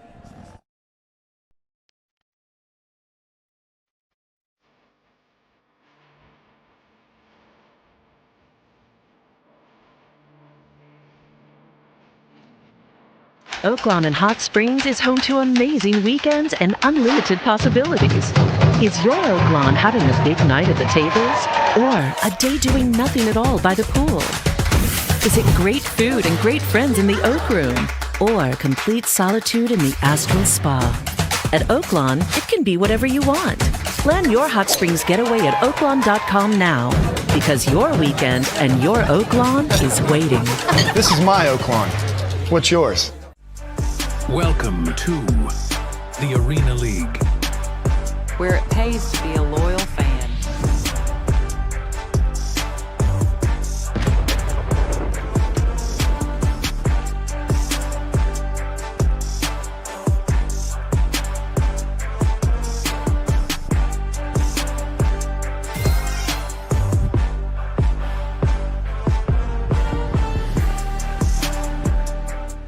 My name is Lee Hofer, and I work at Eau Claire LASIK, and I've been here for 25 years. I think there are a lot of rewarding things about having LASIK as a profession. Working with young people that have defined goals, people that are 60s and 70s, and they find benefits too. But I think it's just the personal encounters, meeting new people, and seeing how their life continues from there. In the quiet moments before dawn, champions are made. Every fan, every athlete, every moment counts. It's not just a game, it's a passion that unites us, drives us, and makes us strive for greatness. Greatness is wherever fans connect and call home. We believe in the power of the community. We believe in turning passion into action. We bring fans closer and transform loyalty into unforgettable experiences. Join us. Make every moment matter. Fan Club. Get your fans in the game.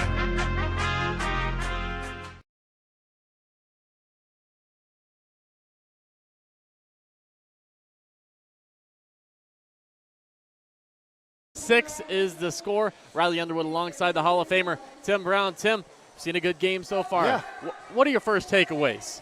You know, a few nerves, early on, I think. But I think when you look at what the Wiseguys are doing on offense, they had a little problem with the play clock. It hit them a couple times. I think it's just going to take them a little time to get used to it. It's a 20-second clock.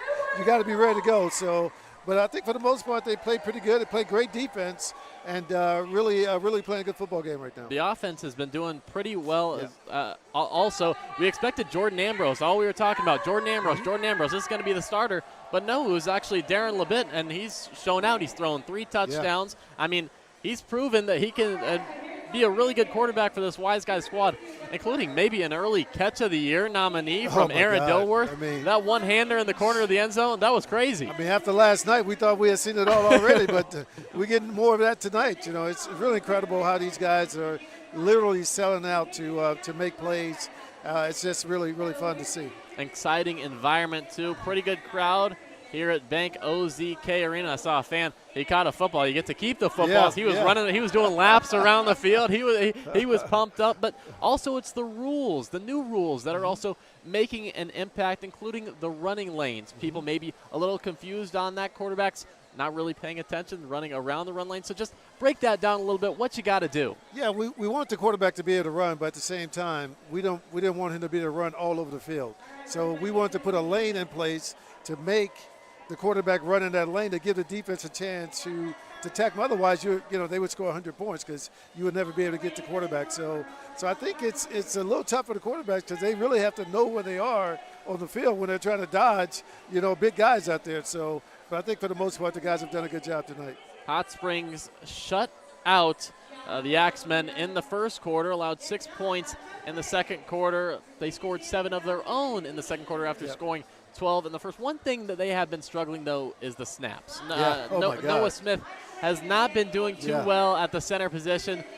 A lot of missed opportunities or just opportunities that you don't get to have when you're snapping that ball way over the quarterback's head. Luckily, no turnovers so far from that. Yeah, they've been able to get rid of the ball for the most part, but that can really come back and haunt you in a close game. And right now they got a couple score lead, but if this game gets closer and you have plays like that happening, it can really hamper your opportunity to win the game. Kobe Gatson has the passing touchdown for the Axemen, and a bright spot on defense is the DB, Sinquay Grant. He has an interception, and I wrote on my paper here, you see it, Tim, just the lock. He's been locking him up. You're not throwing his way. He's been a really good defender for Eau Claire today. Yeah, look, I think Eau Claire's really, they played well. They're playing hard, great tackling. I mean, they're knocking helmets off, literally knocking helmets off out of here. It's really, really impressive to see how hard they're playing. Well, why don't you say we check it out for ourselves. Let's check out the highlights from the first half here in Bank OZK Arena. Let's check them out starting off in the first quarter with that beautiful one-handed grab. How about that from Aaron Dilworth, the Corpus Christi, Texas native. So nice you had to watch it twice. Took his helmet off, celebrating. No taunting penalties in the Arena League when you're doing that. Have a little swagger. And there's another one close to the end zone. That was Terrell Brown. Rule him just short, and then little pitch play. That's Lou Dorsey, the 6'6" big target. And going on the other way. You got Kobe Gatson passing it to Boom Williams. Boom Williams, his first touchdown in the Arena League. Gatson as well. This was a big hit by A.J. Brown Jr. Helmets flying, and then another touchdown catch by Terrell Brown. Heave it up in the end zone. How nice is that, Tim? How nice is that? It's really, really good to see, man. Again, these guys are selling out, man, and it's really, really impressive. Yeah, I mean, how different is it playing in an arena? You're playing smaller field. You got, if you're on the wall, you're in. You don't even have to get any feet inbounds. How different is that for a wide receiver? Well, it has to be. I've never ran a route out there, so I don't know, but it has to be extremely difficult because you're so used to having width and length, and all of a sudden now everything has to be quicker and shorter. So these guys have adapted well, though. One thing we did expect to see from Eau Claire, and we have seen, is utilizing the running game. They utilized Aaron Dawson a lot. He was a name we highlighted in the pregame show. We expected him to get some carries.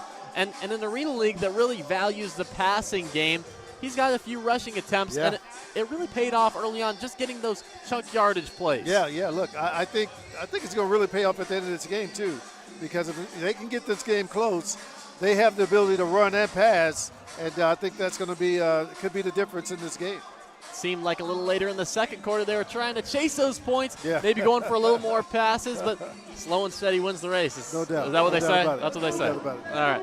So how about the comeback story? Eau Claire coming in on the road, their inaugural game as well. What do they have to do? They're down right now by 13 points. 19-6 is the score at halftime. Hot Springs leads.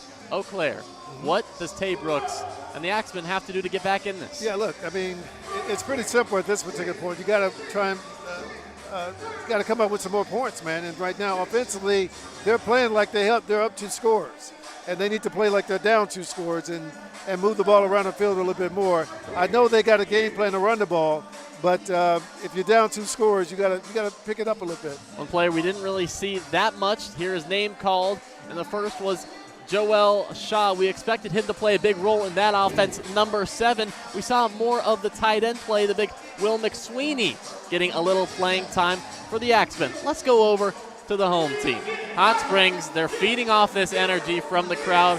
What can head coach Bones Bagante tell his team in the locker room and really bring it out and keep the pressure on them for the second half? Like we talked about last night, you got to go finish. You got to have the killer instinct right now. I know that's, hyperbole and all that stuff, but, you got to think like that. You really got to think, we got to go put these guys away. Not, play it, let's just play the game, and see what happens. You got to go put them away. If you don't, like last night, they will come back on you and bite you in the butt. That was a 4-score game, comeback of the year, and it was only the first game. Anything could happen in the second half of play. We thank you for sticking with us in the halftime show. Riley Underwood, Tim Brown, we will catch you on the post-game show. Enjoy the second half of play in the inaugural game for both of these teams. It's exciting. It's the Arena League. Oaklawn in Hot Springs is home to amazing weekends and unlimited possibilities. Is your Oaklawn having a big night at the tables or a day doing nothing at all by the pool? Is it great food and great friends in the Oak Room or complete solitude in the Astral Spa? At Oaklawn, it can be whatever you want. Plan your Hot Springs getaway at oaklawn.com now because your weekend and your Oaklawn is waiting. This is my Oaklawn. What's yours? Welcome to the Arena League, where it pays to be a loyal fan.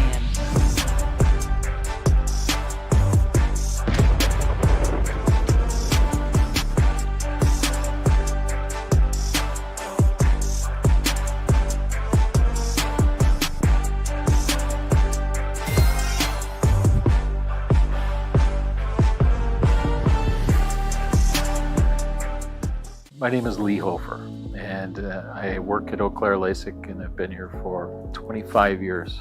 I think there are a lot of rewarding things about having LASIK as a profession. Working with young people that have defined goals, people that are 60s and 70s, and they find benefits too.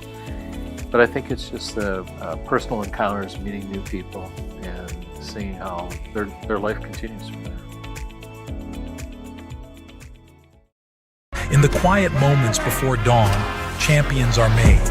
Every fan, every athlete, every moment counts.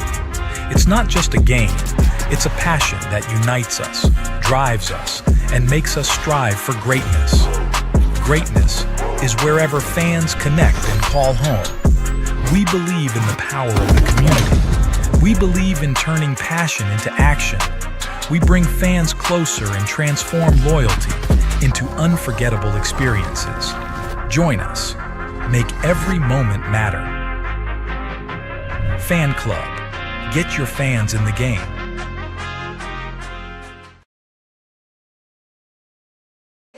All right. Welcome back to Arena League football here on the Natural State Sports Network. I'm Steve Henson, joined by my broadcast partner, Tyler Chenault. And Tyler, I know Tim and them talked about it, but what an exciting first half. We got to see a lot of physical football. We thought we'd see 40, 50 points in the first half. 25 points in our first half. Are you at all surprised by that? Man, just with how the league works, I'm surprised a little bit just that you didn't see more, but we saw good defense, and really defense on both sides. Where we saw our touchdowns and our points that were scored is whenever we saw some big-time plays, right? A lot of times dudes were in position on defense, but the offensive guys, most importantly Dilworth, he just went up and he made a play that really a lot of guys aren't going to be able to make. All right, let's go down to Maya Ellison, and she's talking with Coach Brooks of the Eclair Axemen. Go ahead, Maya. Yeah, Coach Tay, going into the locker room, what was the message for your guys? Just getting back to the basics. We got ahead of ourselves. Having a young team, these guys, they're kind of getting used to the arena game and everything like that. So the game not over, it's just getting started. If you know the arena game, 30 minutes is a long time of football. So, yeah, it's a whole new game right now. Yeah, things can change. I want to talk to you about what are some things you're liking and what are some things you're like, hey, we need to kind of fix up. Just the physicality. We're getting to move on the ball, but we can be better with that. We just got to get more efficient passing the ball. And just some of the things that we just got to clean up is the tackling and just being more consistent in the run game and on offense. Yes, ma'am. Thank you, Coach. Back to you all. Thanks, Maya. Thank you. So we talk about some of what Coach Brooks was saying in that first half. I saw you shaking your head a little bit in terms of the physicality piece and what they've got to do. What do you think they got to do to get back in this? Yeah, I mean, and she has somebody he likes, too, and the physicality was the first thing out of his mouth. And 100%, they have been very physical. Both teams have been physical, but just from the first snap, you could see that Eau Claire, how physical they are and kind of how he runs that. And they just got to get consistent. They've done well offensively. They moved the ball, but then they hurt themselves. So they just had a bad string of plays that puts them behind the sticks. And I don't care what league you're playing in. You get behind the sticks, it's going to be tough. They've moved the ball 2 or 3 possessions really well, and then they stall. So they just got to be able to finish it when they get inside in that Bud Light red zone and finish it and get the ball in there, because you're not kicking field goals. You're going to have to get it in the end zone and score touchdowns. You talk about that physicality piece and just how difficult it is once you get inside what we would typically call your red zone area. But down inside that 10-yard line, it's so much harder to throw. You have a condensed field anyway.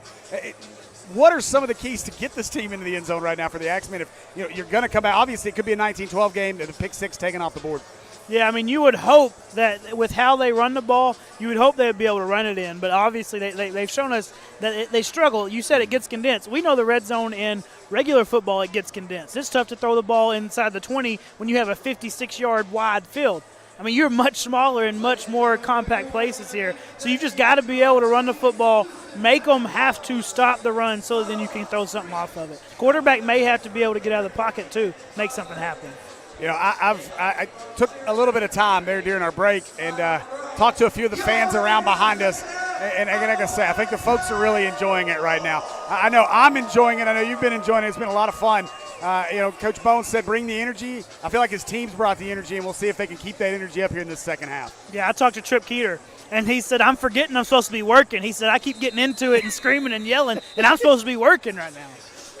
So ready for our throw-off as Crockett will throw this one off to Devon Ford. And Crockett launches this one. Ford going to play it from the 1 across the 5. Makes a man miss. Across the 10. Bounces off a tackler. Another tackler. And trying to strip it out of there as he gets across the 15 to the 16 does Ford.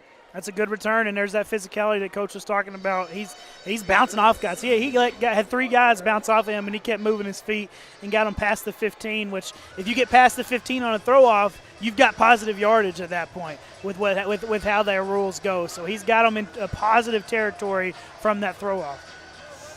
So Gatson in at quarterback for the Axemen. Sweeney far side of the field, motion man right up the middle as Gatson follows him through the middle. Gatson trying to power forward. That stayed up. He's close. He went down, but he's close to staying up. That went out to the 21-yard line, and got a Wiseguy slow to get up here. I believe that's number 12, Rathel Carter, who we've talked about a few times. See if Carter. Looks like he might be. See how he goes this play. He might have to sub him out after that one. He doesn't look great. They ran right at him on that last play. See if they do it again. This time they'll pitch it to Boom Williams. Boom, nice move inside the 15-yard line. First down, Axemen. Listen, if I'm the Axemen, I'm going right at 12 again. He's fuzzy. I don't know. He hurt something, and he's limping a little bit. Maybe his shoulder. He's just got some stuff going on. That's where I'm going again if I'm coach.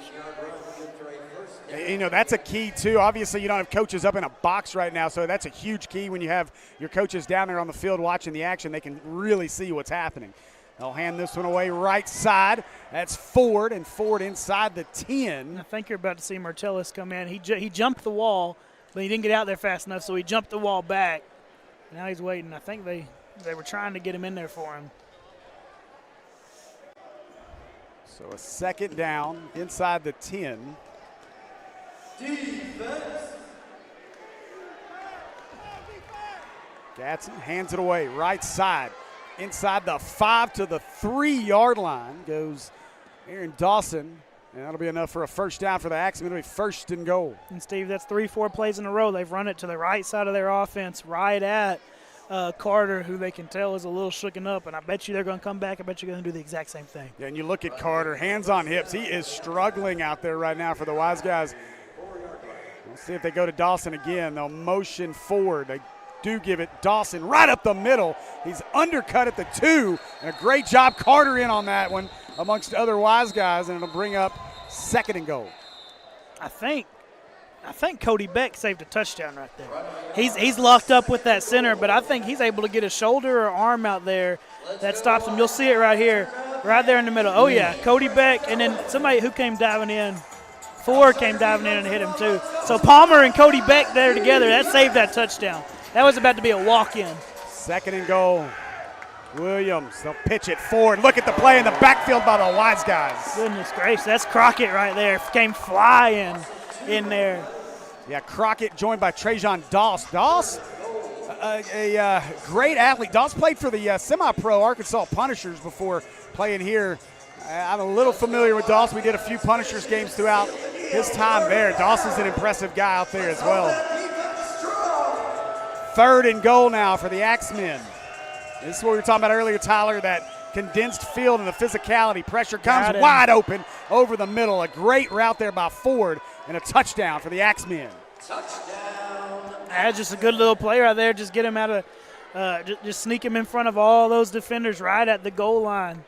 Good play by the Axemen, able to really step up, get it in the end zone whenever I thought they were going to get it in the end zone 2 plays earlier. Yeah, very well, to your point, very well designed plays. So it'll be, we're going to go for 2 here, down 19-12 as they got it backed up to the 10. That's exactly what Coach was saying. We've got to come out. We've got to stay consistent. And they were much more consistent on that possession and able to punch one in. So Gatson, motion man is Shaw. Throws it over the middle and incomplete. We could have had one. Our camera operator, as she's clutching her chest over there as that ball made its way through. I was joking while we were setting up. I'm wondering who's going to be the first one to end up on that riser over there with Ray Ann before it's all said and done. Somebody's going to just come hang out. Get a better view up there. I gotta guess if Dilworth's probably option 1 to potentially end up over there. Based off previous what we've seen, right? That's who's going to be going over the wall. So 11:14 to go here in our 3rd quarter. And, I want to go back to something that Coach Bones said before the break. He was talking about all the delay of game penalties.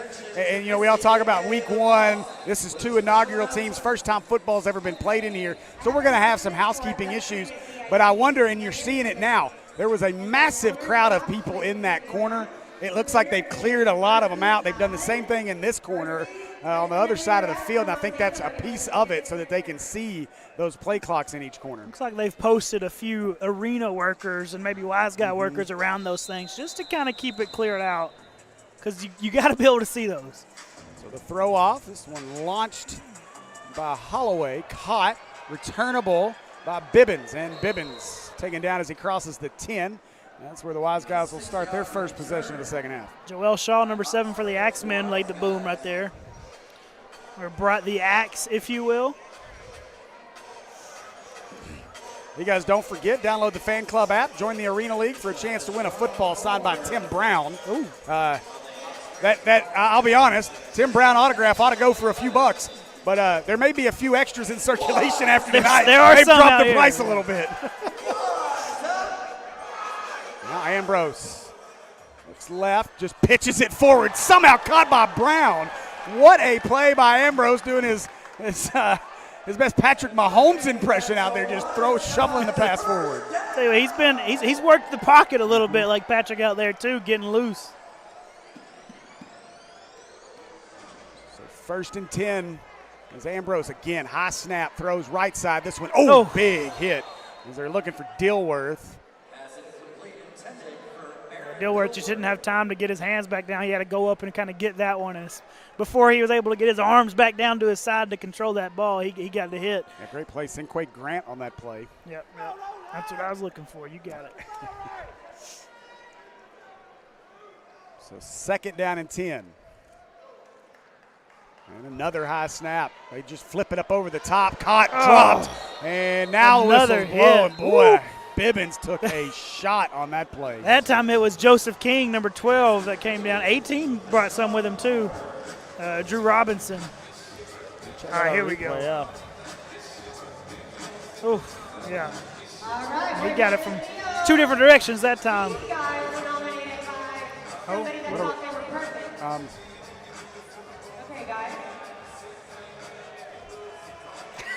we have some intruders on the field.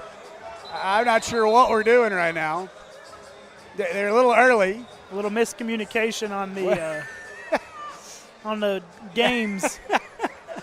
Again, week 1, first year. Here we go. Now we're ready for football. We'll get it there, just not time yet. I think the boss needs a new office assistant to help her find the right time. Radio's just DJ going crazy. Now he figures it out. Ambrose looking, scrambling up the middle, and flips it ahead.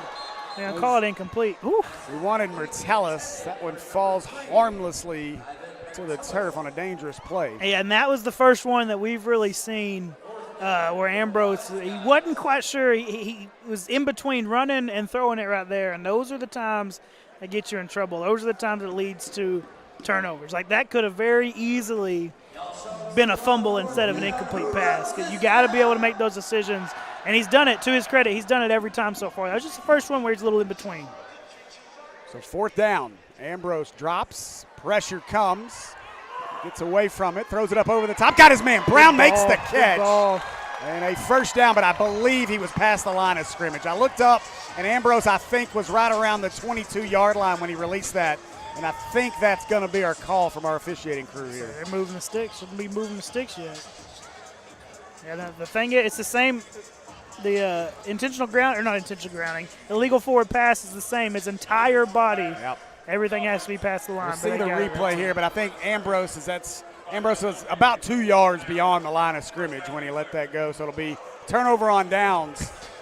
And so it'll be Axemen football. Coach Brooks excited as he brings his guys off the field, gets the offense on, and a huge stop, Tyler, for the Axemen there. Huge stop. Ambrose put some really nice touch on that to get it over, if you will, the linebacker, if you will. The positions are a little different here, but just a little bit too far back. So the Axemen get it back.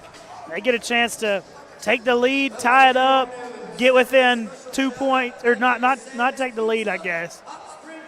I don't know. Coach Bones is, I think, discussing a review here if he wants to get a replay review. I thought it was pretty clear. Here we go. Well, we've got it. You don't, but we have the shot of it. Line of scrimmage is the 21. If it's a 21, from what we can see, it looks like he ain't all the way past it.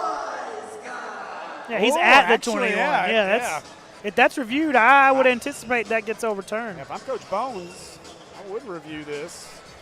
And we've got the replay official looking at it right now. I don't know if it's officially in review. They've not announced anything, but we've got a stoppage though, and I wonder if this is a booth-initiated review. I don't know how that actually works. I think each team gets one challenge. I think you just challenges. They waved it off. They're waving it off. And so the flag has been waved off through review, I assume. Well, I think we still have a discussion here. And that's something I don't remember seeing in the rule book. Can you have a booth-initiated review, or does it have to be a challenge?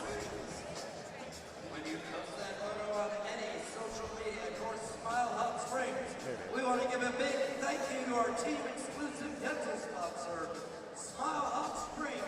So it will be Wiseguys football as we'll get the call here from White Hat Landon Trusty.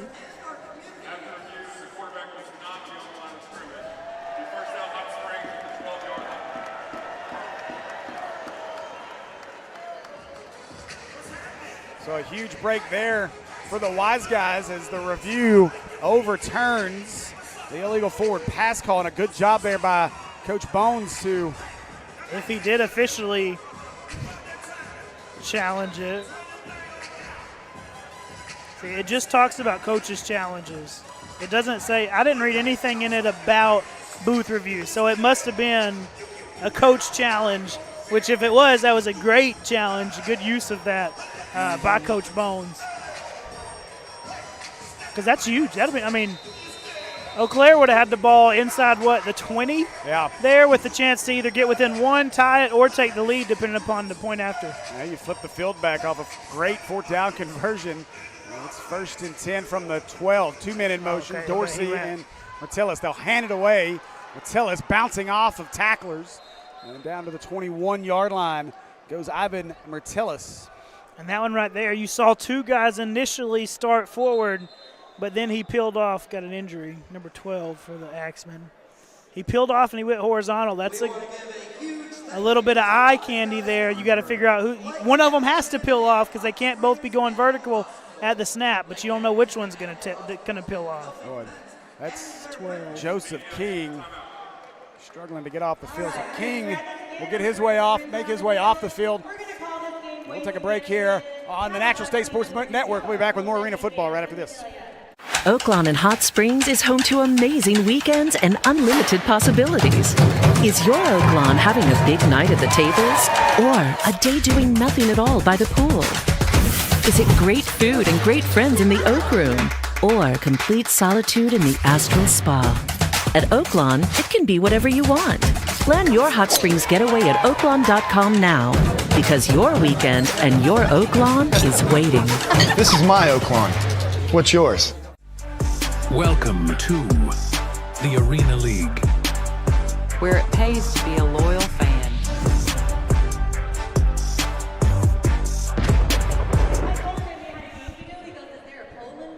All right, welcome back here to the Arena Football League on the Natural State Sports Network. I'm Steve Henson, joined by Tyler Chenault. And I think we've got Maya Ellison down on our sideline with an injury report. Let's go down to Maya.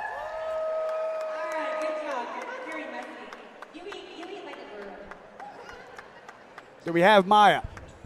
Okay, I can hear you there guys you now. Got it. Hey guys, yeah, a little bit ago, before we went to our media timeout, we saw 2 slight injuries, or kind of some things that I saw. Number 14, Ray Bibbins, was seen hobbling off, and we actually was able to get to the side where they were kind of tending to him, asking if he was okay. We saw him put his helmet back on, but then he hobbled, kind of holding his thigh, leaning over to the side. And then Cody Beck, number 92, is currently icing his knee. I kind of want to go over there and ask him what is going on, what is he feeling, but from the looks of it, it is his right knee, that he is icing. So we'll tap back in with you all in a little bit to kind of get an update on what's going on with the team. Back to you all. I got to say, great job on your dance moves down there. We're watching you from here, having to try to move your way around. Great job.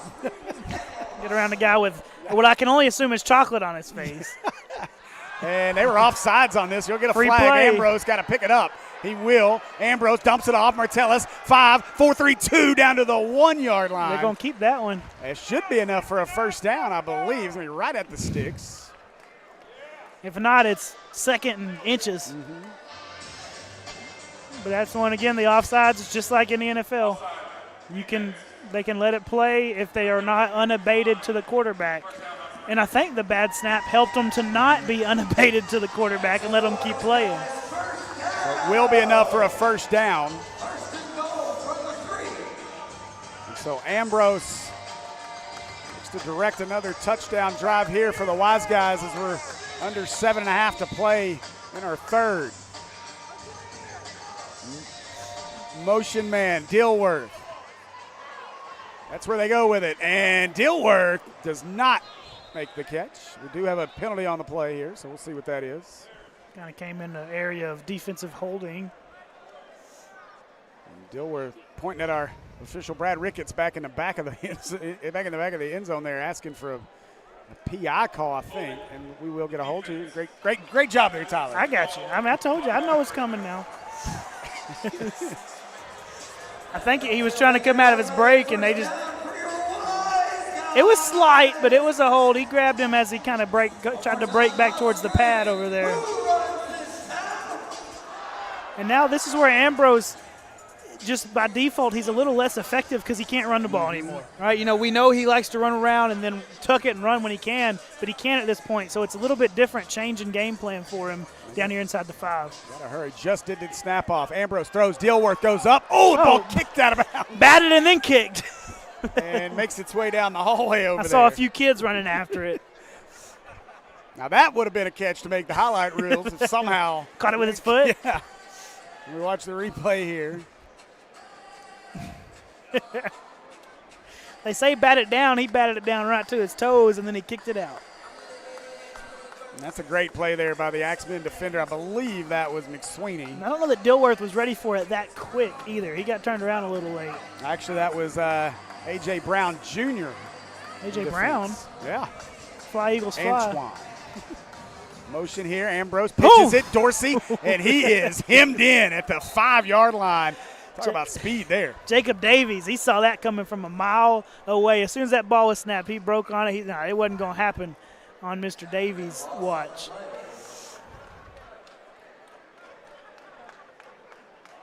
And so now. 3rd down, right? I believe so. It'll be a 3rd and goal for the Wiseguys. Ladies and gentlemen, if you are a couple participating in the next contest, be sure to head on over to the entrance here where Missy, a.k.a. the boss, is. Get ready for your offsides again. They didn't throw it. I guess he got back. You can get back as well. Oh, what a play by Ambrose. Somehow he found Hey, another Terrell fan Brown. gets a ball. Look at our dance by Noah Smith, the center. He gets in on the party. I think Ambrose, he wanted to run, and he's like, oh, wait. And I think as much as anything, he sold it enough to kind of get the defense to freeze, and he gave him a little pump, and then he got him right there in the last little foot or two of the end zone back there in the corner. We got a discussion here. I think Coach Brooks may ask for a review himself. I think he might think. He was past the line of scrimmage. I don't think. Yep. It was at the 4, and okay, let's see another one. Because the ball was at the 4 because they had lost those yards right there. Here's our look. He's at the 5. No. Good job. No, what a play. Yeah, no, he's behind it. That's going to be a quick one. That's a great play by Ambrose there. One, to recognize and understand you can't run it as a quarterback in the rules in this league. But number 2, to recognize where you are on the field. And he flattens out. Yeah. What a play by Ambrose. And then turns out Terrell Brown, he didn't throw the ball into the stands. He spiked it, and it bounced all the way up into the stands. What a job by Jordan Ambrose as well as Terrell Brown to help his quarterback out and find just enough of a hole back in the back for the end zone. And so a 25-12 lead now. And Tyler, we talked about momentum coming out of the half. Axemen had it, but the Wiseguys have taken it right back here. Axemen got it, scored a touchdown, and they really thought they had it whenever you thought you had the first illegal forward pass, and they threw the flag on that one. But big challenge by Coach Bones, get it back, and now they go in, they punch another one in, take a 2-possession lead. I do want to say a big thanks to all the folks watching us on the Natural State Sports Network. Hope you guys are enjoying the broadcast. Motion man here is Dilworth. Ambrose scrambles. It's away from trouble.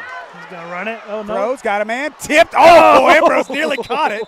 And instead falls incomplete. It'll remain a 13-point lead here with 5:04 to go in our third quarter. You know, that's when I thought he was going to tuck and run. You know, they do 1 point, so they started on the 5. Technically, to me, I don't know if it's inside the 5 or if it's the 5 or closer. Like, I wonder if he could run that ball right there if it's on the 5. Go to the quarterback play.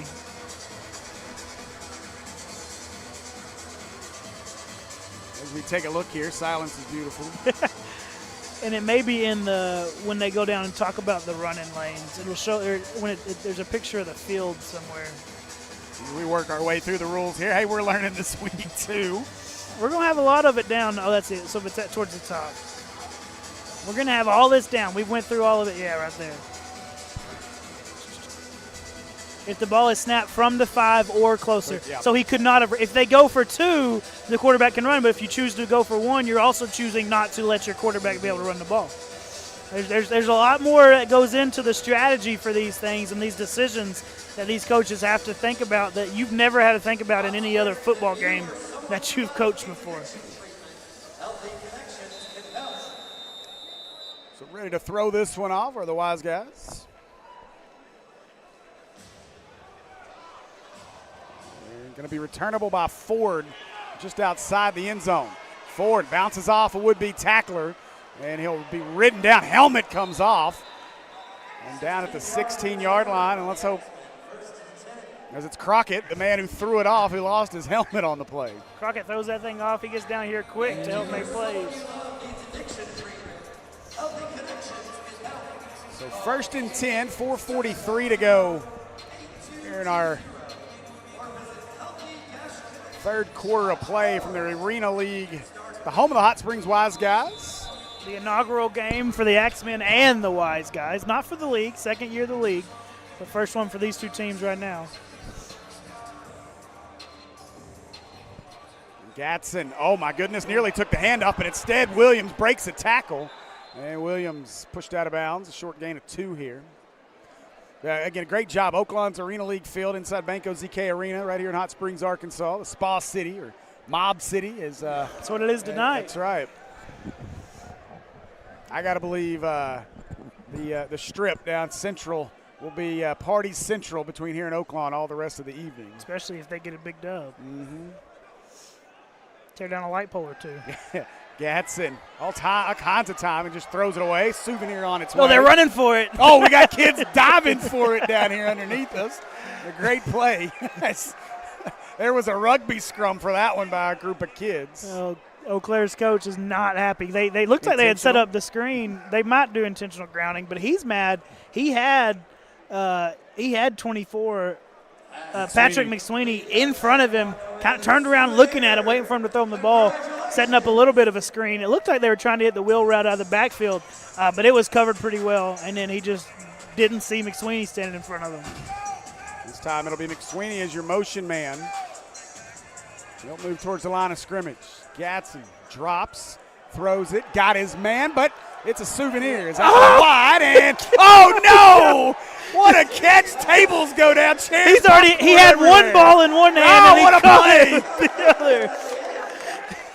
So that's the dude. That's the young man that just went in the rugby scrum against the wall right here. Now he's giving it to the kid that he beat out for the other one. Did we get a replay of that one? Let's see. It might have been. Let's see. Oh yeah, we get it. What a play! Chris Goodman signed that young man. My goodness gracious.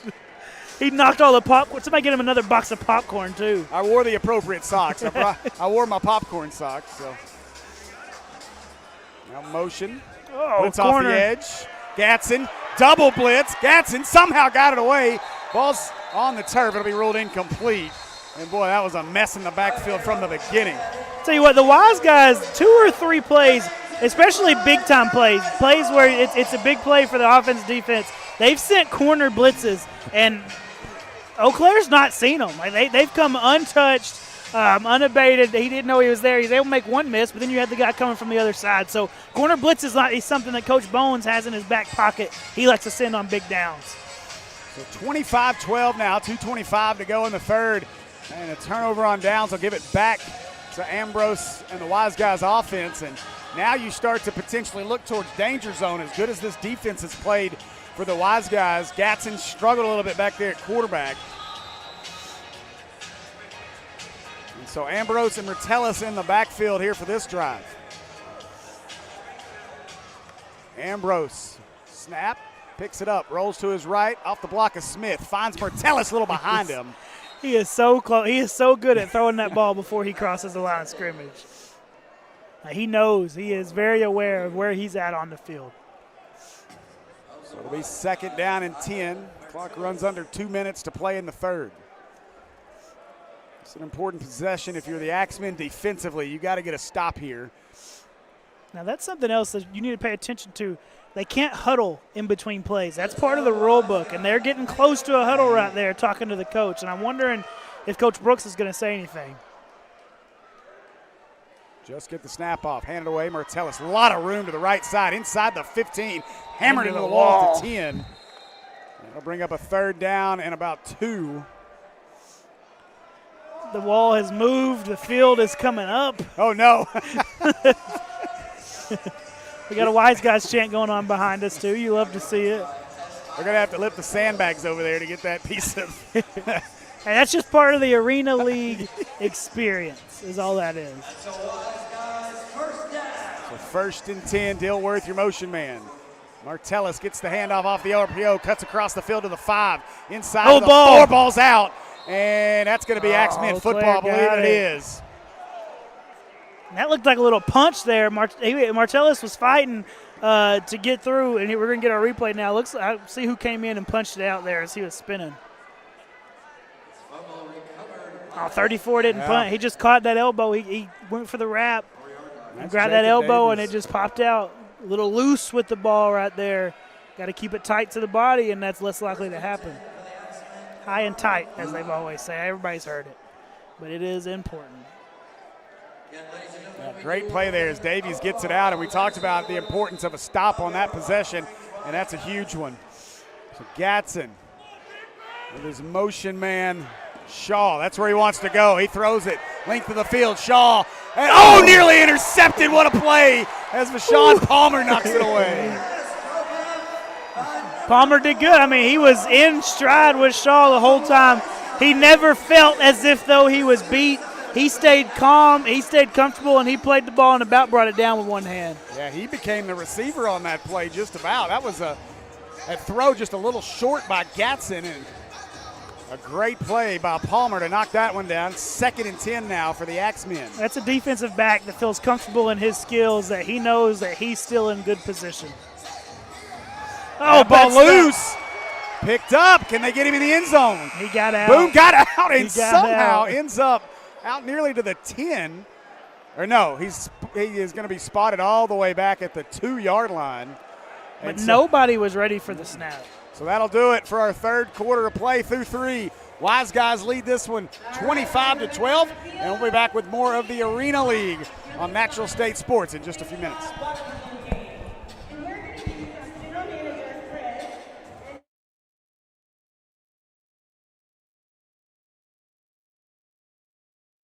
Oaklawn and Hot Springs is home to amazing weekends and unlimited possibilities. Is your Oaklawn having a big night at the tables? Or a day doing nothing at all by the pool? Is it great food and great friends in the Oak Room? Or complete solitude in the Astral Spa? At Oaklawn, it can be whatever you want. Plan your Hot Springs getaway at oaklawn.com now, because your weekend and your Oaklawn is waiting. This is my Oaklawn. What's yours? Welcome to the Arena League, where it pays to be a loyal fan.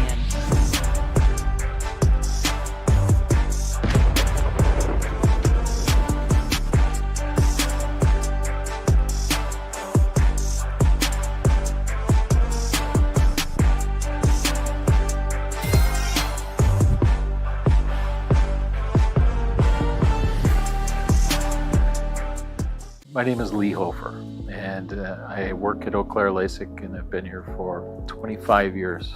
I think there are a lot of rewarding things about having LASIK as a profession. Working with young people that have defined goals, people that are 60s and 70s, and they find benefits too. But I think it's just the personal encounters, meeting new people, and seeing how their life continues from there.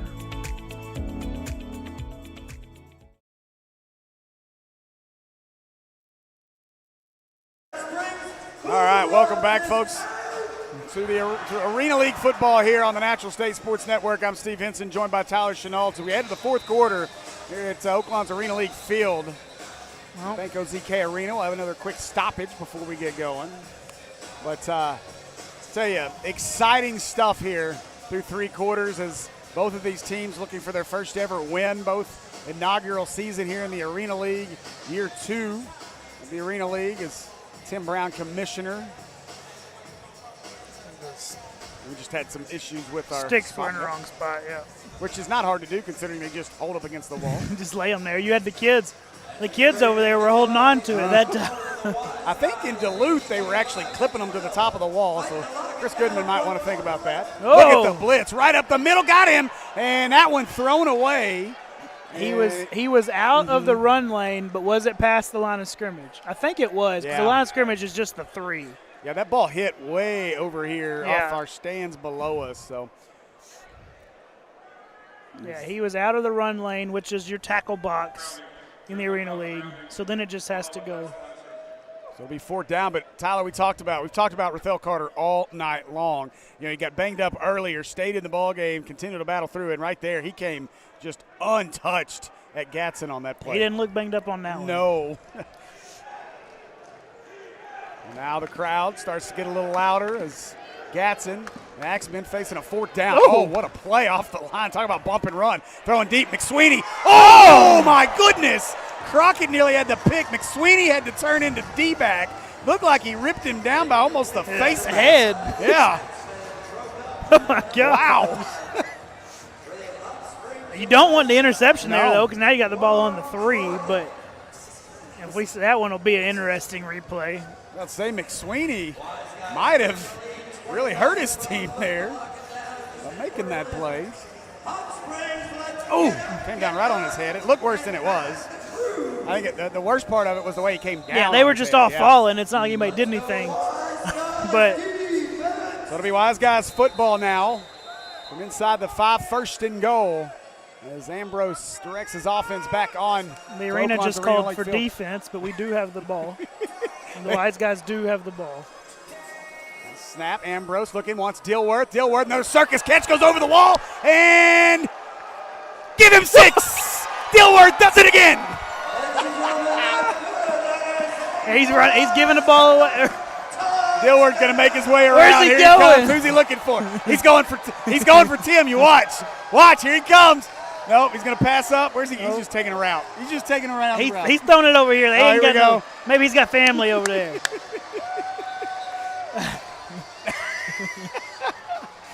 Man, it's fun. Dilworth, how special. Oh, there you go. Now, here we go. Yeah, we found Tim over There here. we They go. found him. Martillis, the one that comes over and dabs it up with Tim Brown. So Tim will have some things to talk about in the postgame Listen, show. that's I think that's exactly what Tim Brown wants. He wants them to be a part of the crowd. Like him running through here, all these kids down here, I mean, they'll remember that forever. Absolutely. And it'll make them want to come back. So Ambrose, now Dorsey in motion. They'll go for 1. 14. Got his man caught. Conversion is good as Bibbins with the catch.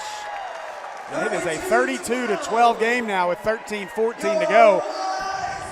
And that, if we have the view in that one, we don't see it from here, but they got their guy coming in vertical motion, and the corner or the outside linebacker, I don't even know what you would call him here, but he runs out to chip the guy that's in motion to slow him down, and then we just throw the ball and replace it right there where he just left. So it's a good design to get that guy away so then you can throw it underneath to 14. Let's go down to Maya Ellison real quick. She's over in the Axemen, at the Axemen bench. I'm curious what the atmosphere looks like right now, as I know this one's starting to slowly get away from the Axemen, Maya. Go down to Maya. Sorry. Maya, can you hear me? Just curious what the atmosphere is down there on that bench as this one's starting to slowly get away from them.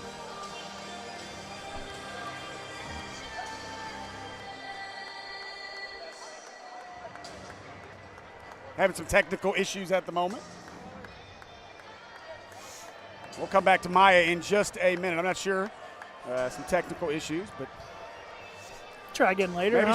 Maybe she's still catching her breath since we made her walk all the way to the other side. Don't say we. Okay, She's waving at you. I think we got Maya now. We'll wait. We'll come to Maya after this throw. It's just a second. It's Crockett. That is not Crockett this That's time. Trajan. Yeah, Doss. Returnable for Ford. Crosses the field to the 20, cuts back inside, breaks a tackle. Doss is actually the one that makes the tackle. Big return. And so it'll good field position here for the Axemen. Maya, what's the atmosphere like down there at on the Axemen bench?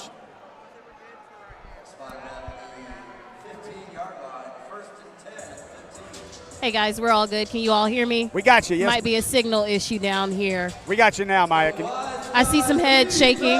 It's all right. So we are over here at the Eau Claire Axemen sideline, and it is, of course, not the same as the Wiseguys. We saw some action coming out of this small break. Aaron Dawson, number 21, he's currently icing what visibly looks like his left calf. The ice is underneath.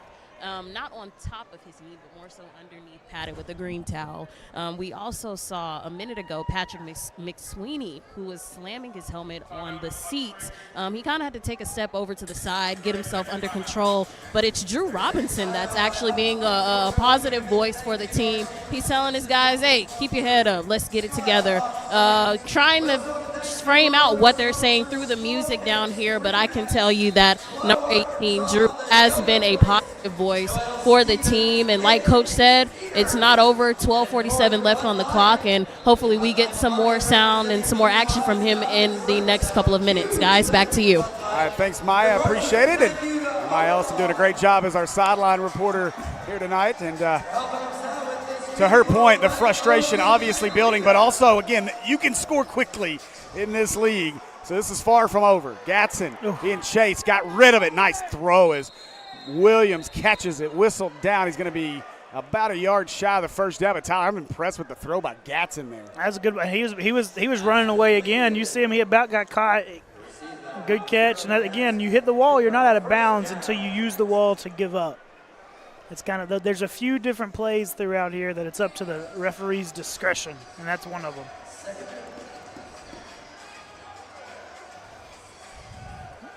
Ball's loose. Gatson somehow held on to that. I think Carter's feeling fine. It took him one possession. He got dinged up. He got off, kind of stretched out, whatever it might have been that was messing with him. He's good now. Looking at Gatson right now, he is gassed as he's getting the play call from Coach Brooks, but you can just see it, just a deep breath, and now lost is where he is on the field. If you're the Axemen, you're going to have to put somebody in between Carter and the quarterback. Sinquay Grant now, your motion man. They throw to the right side. Caught. Broke the tackle. Breaks another one. 5, 4, 3, 2, 1. Give him 6. Door. Touchdown here for Joel Shaw. And he goes to sit down right after he scores. And just what the doctor ordered if you're the Axemen here is they needed a quick score, and they get it. We do want to thank trying to close the door back over there. He may have bent that wall frame. I think he hit that corner hard, and he did. I can't get it to close right now. They're struggling with that. You can see the turf is bunched up behind it. And they're moving the sandbags now. You better hold it close. Somebody's going to hit it again. 2-point conversion. Throw it right side. That one low. Yeah. Skips off the turf. Got to let him be able to work with that one. Even if he catches it, it's still short. Got to be in the end zone if you're going to throw it that. Trying to get to McSweeney. So 11-12 to go in the third, but a much-needed score for the Axemen, Tyler, is this one, as we talked about with Maya, starting to get away. The frustration over there, that ought to breathe a little new life into that Axemen bench. And at least lets Eau Claire know that we're still in it. Mm-hmm. We're 2-possession game still. We're going to have to get some of those conversions after the next touchdowns for it to be 2-possession, but you're still there. If it stayed at 3, or even if you don't score there and it goes to 4 possessions, I mean, you're feeling like with the running clock until 2 minutes, like there's not a whole lot more you can do. So you had to punch one in right there, and a really, really good play by Shaw to break some tackles and get in the end zone. We'll have our throw off. See if they got that door to close all the way in just a second. Yeah, it doesn't look like they're working on it. Coming out of this short break after the touchdown.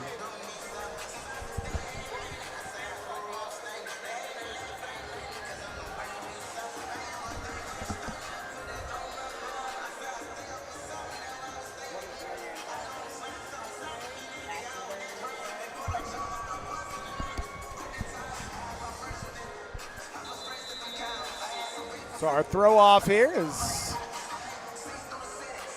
Here we go. Holloway throws it away. Caught by Crockett. Crockett. A lot of white jerseys. Nearly breaks free, but he'll be brought down at the 8-yard line. So, hey, listen, let's say thanks to our great camera operators as Avery McMullen up here on our main cam, as you see it next to us. Say hi, wave at the folks. Avery's focused. He's like, I'm not waving at no one. Says, he's working. And, of course, over on our other high-end zone cam, Wade Rainey. He's gotten some great shots there in our corner. So great job, Mr. Rainey. Say hello to the people. And on our far other end zone cam, Rayanne Castleberry. Great job tonight, Rayanne. She's killing it over there. Rayanne's the one that we kind of got to worry about whether she might get crashed into. And then, she's behind me, but our field cam, my wife Kristen Henson, she doesn't want to be on camera, so she hid behind us. Ambrose got to get out. He may not have. I think that's a safety. And, they're going to say it was out. Coach Brooks not happy about this call. Coach Brooks has already used his challenge, too. I mean, his body was out. Now, was the ball out? I don't know. Well, that's hard to tell. We'll get the replay here. Yeah, his ball was in front of him, and his chest was out of the end zone. So that's a good call right there by our refs. I believe it was Landon Trusty who was on it right over top of it. Great job by Trusty. It's a big play right here, though. You're down here right up against it. Just going to run it. No, we're going to throw it. Just to throw left side. Got his man caught by Dilworth. And smashed into the wall. Helmet flies into the stands, I think. We're about to find out if a helmet's a souvenir. Oh, he's giving it back. Good job. Great job by the fan there. Raise that kid right. Dilworth, look at this. I would have took it and ran away. Oh, what a shot. That's where I'm surprised. They've been playing off all game. I'm surprised they don't scoot it up right there with how backed up they are, because you know they're going to have to throw it early. I'd have scooted up a little bit, give them a little less cushion, and try and get that safety. So 3rd down. Still over 10. Yeah, long way to go. They need the 18-yard line for a first down. Ambrose looking, scrambles left, breaks a tackle, got Dorsey over the middle, and a first down for the Wiseguys. He's down. Right in the middle of 4 Axemen, I'm sorry, number 8. Right in the middle of 4 Axemen. Just found that pocket in the zone right there, and Ambrose was able to put him on him after getting out of harm's way. And Drew Robinson, a name we haven't said much of. Robinson, I believe, was one in on the tackle there. No, 28 actually. 28 and 12. And 28, of course, Antoine Brown Jr. Now Ambrose to Dorsey again. Dorsey makes the catch. Falls forward to the 20-yard line as he's taken down by number 2, Sinquay Grant. Grant has been very active on the defensive side for the Axemen. Steve, we got people standing on chairs over here in the suites trying to be able to see over the wall.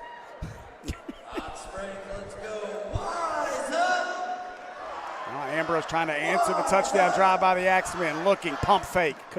Back over the middle, caught. Good Bibbins catch. with this one. Good catch by Bibbins, because as you said, Grant, he's been there. He's been around the ball a lot, and he's right there. I'm surprised he didn't try and get a hand in there and knock it down. He just kind of went for the tackle, played a little safe, not to give up anything big. I really do like Grant. He's been a big piece for this Axemen team. He's been fun to watch in the backfield or in the defensive backfield. And I think that's somebody they talked about in the halftime show too that they highlighted playing good. Ambrose away to Mertel. No, Ambrose kept it. A lot of room to run this time. And now stacked up after about 5 on the play.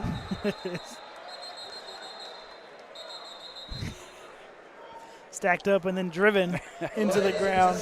Please direct your attention to the boss, a.k.a. Missy, with a special announcement. All right, the fan club winner of our autographed football is Miss Melanie. Special announcements mid-game. That's big time. So, we talked about it earlier. Make sure you download the fan club app and get your chance to win an autographed football. And I believe that actual autographed football might be from the entire Wiseguys team. They were out there signing that football earlier. I think that's what that one is.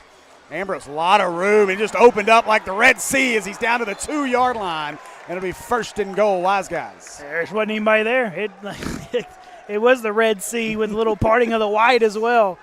Nobody was left. Look at that. What a job there. The middle of the field wide open for Ambrose. Now the strategy changes, though, with the rules. Can't run. Ambrose can't run now. We'll see if they give it away to Mertellus and see if he can hit one in the end zone. And last time they were in the Bud Light red zone, you had the fumble. Mertellus, your motion man. He stumbles. That messed up everything on the play as Mertellus down outside the 5 now. Which I was thinking about it last time we were in the red zone, and then there was the fumble. I would be interested to understand what Coach Bones or Coach Brooks thinks about maybe taking a delay a game if you're on the 2-yard line to get out of the 5, so now you've got more flexibility with the quarterback. How much difference is 3 yards, 4 yards in this situation if it means your quarterback can run the ball again, if you have a guy like Ambrose? That is a great point, Tyler. Dilworth motion. Let's see if they go there. Instead, Ambrose to his right, throws it, got his man, and Mertellus Give him 6 as Martellus into the end zone. Wiseguys extend the lead to 38-18 with 5:32 left in our ball game. Martellus said, I don't even need that block. He had a block, and he went around it the wrong way and still ran through the Axemen to get the touchdown.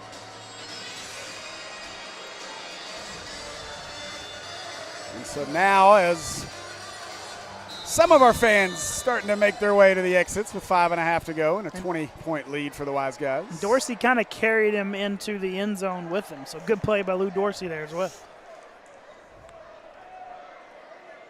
They'll go for 1. See if they get it all. They had 4 to snap it. Got to hurry. And, well, they had a lot of motion there. Bibbins took off well early. Maybe not sure what the thought process was there. Yeah, just a lot of different things going on right there. Give a shout out to a couple buddies of mine. Of course, good friend of mine, Chris Tapia, made his way out here to the game. We were talking earlier. He's from the Phoenix area and a big fan of arena football. And since he's moved here, he hadn't been able to watch any. So he was excited to be here. And now we're throwing pizzas in the stands, I think. I don't know what we're doing over here next to us. We got a box of something. And they threw it? Well, she's begging people to take it. Here it goes. Watch. She's kind of close. Whee! That one throws its way in. So that's all you need is one to come open, and it all falls on the ground. Now we'll go for 2. Ambrose scrambling away. He can run. Instead, right over the middle. Boy, that was a dot. That one bounces off the wall. He can return it. Yeah. Picked up by the Axemen and drugged down as that's number 20, Richie Murphy. And that's a great job by Murphy. Heads up play after he made the interception to return it. Now our officials have some questions. They're going to say incomplete off the wall. Let it play. Well, I guess the conversion. No good, yeah. So a couple rules we haven't touched on. One, you have to be down by contact. So he was down on the ground, but he wasn't down by contact. So we can get up. And 2, you can return turnovers on extra points to the other end to score the point. So, but since it did bounce off the wall, it was incomplete. We're giving away some DeLuca's pizza. And again, I want to say a huge thanks to our friends over at DeLuca's as they provided our pregame meal for our crew as well as about half the stadium crew, it seemed like. At least most of all of our the officials. Ones up here on our little walkway. Yeah, but they've been great to us since we came down, and I appreciate Heather and Anthony over at DeLuca's. If you haven't, make sure. I don't know why you haven't. I mean, you got Taylor Hunt over there, 13 for the Wiseguys, giving high fives to the kids in the stands. Who's that for? Palmer's over there talking to some folks. Talk to the kids. You'll make those kids week, month, year, and they're going to be begging mom and dad 2 weeks from now to come back to Banco ZK to watch the Wiseguys again. And don't miss your chance to get out to Wiseguys football as this one will be thrown off. Caught, returnable. Ford. Making moves, makes a man miss, and Ford going to be drugged down, but not till he gets all the way down to the 10-yard line. Great play there on the return for the Axemen. And the Axemen have had some big returns. That's one thing that Coach Bones is going to really be working on hard this next week of practice to kind of fix that throw-off and that throw-off coverage, because the Axemen have gotten some big returns. They just hadn't been able to do a whole lot with them. Like we said, they struggle when they get down close to the red zone. So it'll be 1st and 10. They were just outside the 10-yard line, so they can get a first down without a touchdown.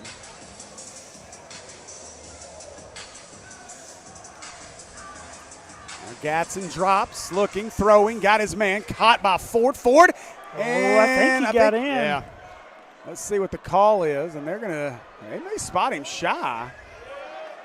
And I thought he was in myself, but our officiating crew will spot him short, just inside the 1-yard line.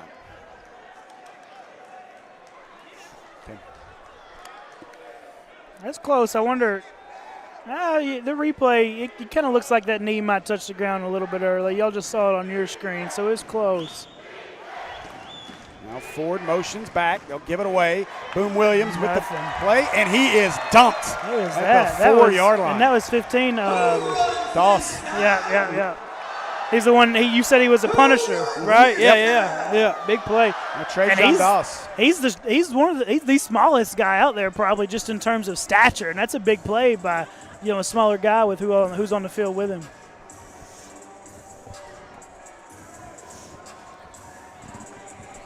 Third down.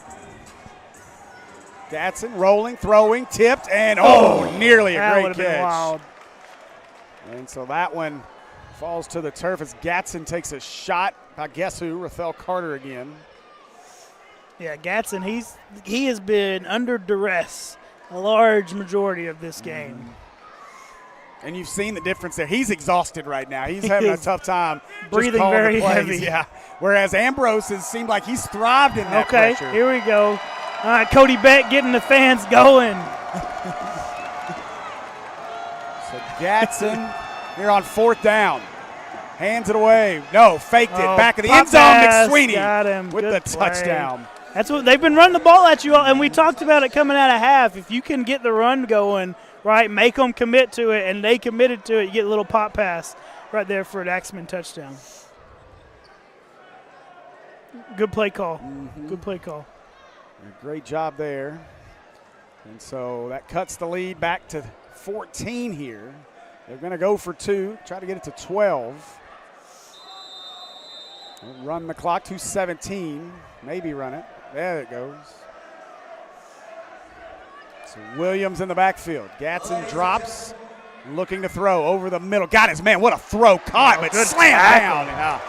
Sinquay Grant on offense this time gets hammered by Crockett. And Crockett and Is Carter. he bleeding? Yeah, I think so. Did he hit his face? Let's see, we got a replay here. Oh, we kind of lost it, but his helmet came off. And he's grabbing his forehead. Maybe you can see it here. His head hits the pad. Man. Like his face hits the pad, rips his helmet off, and he's grabbing it like he's bleeding or something. Well, let's go down to our sideline reporter, Maya Ellison. I know she's got an injury report. She just had Crockett coming at her after that, too. So she might get another one. May get another report for us. Yeah, let's talk about what we just saw. I'm seeing number 5. There's blood coming from his eyebrow. It looks like forehead area. So the physical therapist, Miss Kelly O'Neill, is currently tending to him. He's currently bending over, players sitting him down in the chair. He's kind of just getting himself together, but I do see some drops of blood. But a few minutes ago, Lou Dorsey, number 8, was on the side. It was nothing crazy for him. According to physical therapist Miss Kelly O'Neill, it was a small cramp to the right leg. But as for number 5, he is currently getting tended to. Kelly is putting some gloves on, getting ready to look at what looks to be a gash. I do see some blood coming from the Kleenex and on his arm. Back to you all up top. Thanks for that report, Maya. Yeah, that was a scary hit for Crockett as helmet came off and right into this wall. And you know the way the walls are they're a metal wall, but if you hit right in the middle of that seam, it's not going to give any. There is a good amount of padding.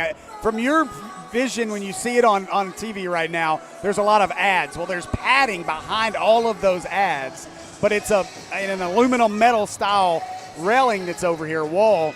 And also you've got sandbags that are kind of holding everything in. So he may have hit an area where that support just didn't give. And unfortunately for Crockett, we got to hope he's okay.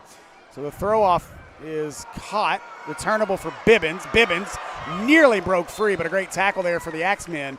This will be taken down around the 17-yard line. And the thing about that padding, Steve, is it's padding, but it's not like you're laying down on your mattress. It's still pretty solid. It's no metal, right? But it's still it's enough to keep you from running straight into metal. But I mean, it doesn't give. It's not padding that when he hits it with his face that it gives a whole lot. It's just enough not to break a neck, I guess. Metellus makes his way from the bench. We got a minute 53 to go. All 3 timeouts left for the Axemen, though, so they can attempt here to get the football back. Dorsey's back out there. He did come up a little limpy after that last touchdown. Now Ambrose. Low snap, picks it up off the turf, throws it over the middle, caught. Oh, good broken balance. tackle. As that's number 6, Marlon Washington. Not said much about Washington. And maybe on the field right now with the injury to Crockett. Getting some playing time, making something out of it. There's good balance there, staying up. You're going to see it on this replay right now. He sticks that hand down, that left hand down, keeps himself up for sure. You know, and we've seen parts of this crew, Tyler, at the high school level, and they are very good about making calls when it's close to whether or not they're down or not. One of the best calls I've seen, one of the best no calls, I guess, I've seen in high school football. Touchdown Hornets. Yeah, you go back and watch on the Maumelle Sports Network. That's where you'll find Tyler and all during high school football season. Shameless plug. That's right, Maumelle Sports Network. This run by Ambrose. That's a powerful run as Ambrose with another first down for the Wiseguys. That may be just enough for the Wiseguys to earn their first win in the history of the squad here as Arena football has returned to the state of Arkansas here in the Spa City. There's just under 50 seconds left and 20-second play clocks. 2 more plays if they milk it right, and I'm sure it looks like they're going to. Yeah, it looks like the Axemen are content here to let this one run out, too. They're not trying to stop the clock at all. Instead, they try to score it one more time. Instead, offsides, free play. They'll hand it away to Martellus. Martellus right side, broken tackle.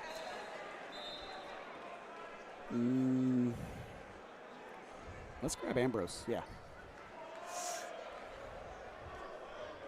We do have a penalty. That's going to be the offsides, I believe, here on Big 59. Stephen Thomas. Will decline it with 25 seconds. One more play.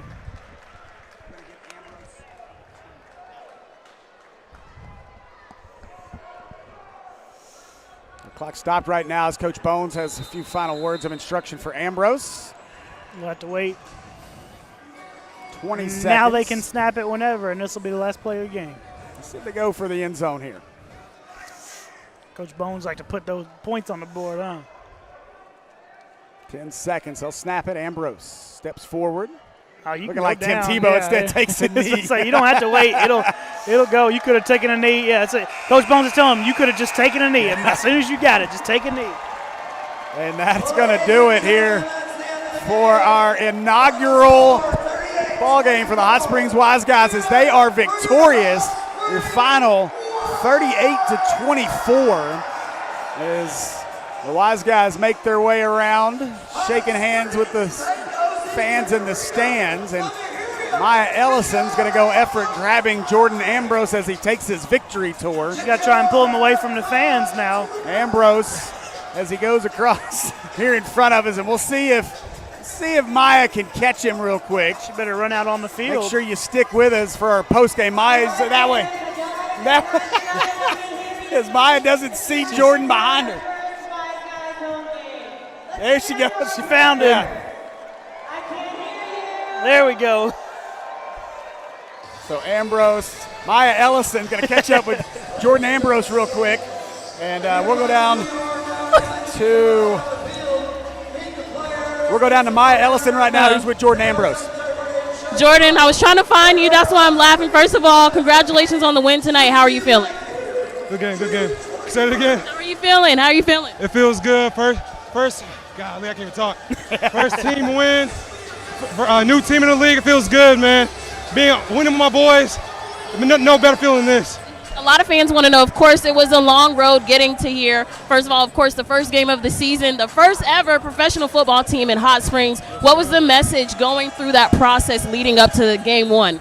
Hey, we already counted out. I don't know if you saw on social media, it was 7 picks, and only 2 of the people picked us to win. And the message was execute and show out and dominate. And that's what we did today. Scores 38-24. We left some points on the board. We didn't do some things that we should have, but we're going to learn from that. And you all are hitting the road. You all are facing Iowa Woo. They lost yesterday. What is the game plan? And we got to watch film, and we'll go from there. Thank you so much. Thank you. All right, thank you, Maya. Appreciate it. Great job. All right, that's going to do it for us here on the Natural State Sports Network. And we're going to turn it over here after the break as we'll have our Arena League postgame show with Tim Brown as well as our Riley Underwood. Sorry. And we'll be back with our postgame show here in just a few minutes. This has been the Arena League on the Natural State Sports Network. For Steve Henson, Tyler Chenault. We'll see you next time. Oaklawn and Hot Springs is home to amazing weekends and unlimited possibilities. Is your Oaklawn having a big night at the tables? Or a day doing nothing at all by the pool? Is it great food and great friends in the Oak Room? Or complete solitude in the Astral Spa? At Oaklawn, it can be whatever you want. Plan your Hot Springs getaway at oaklawn.com now, because your weekend and your Oaklawn is waiting. This is my Oaklawn. What's yours? Welcome to the Arena League, where it pays to be a loyal fan.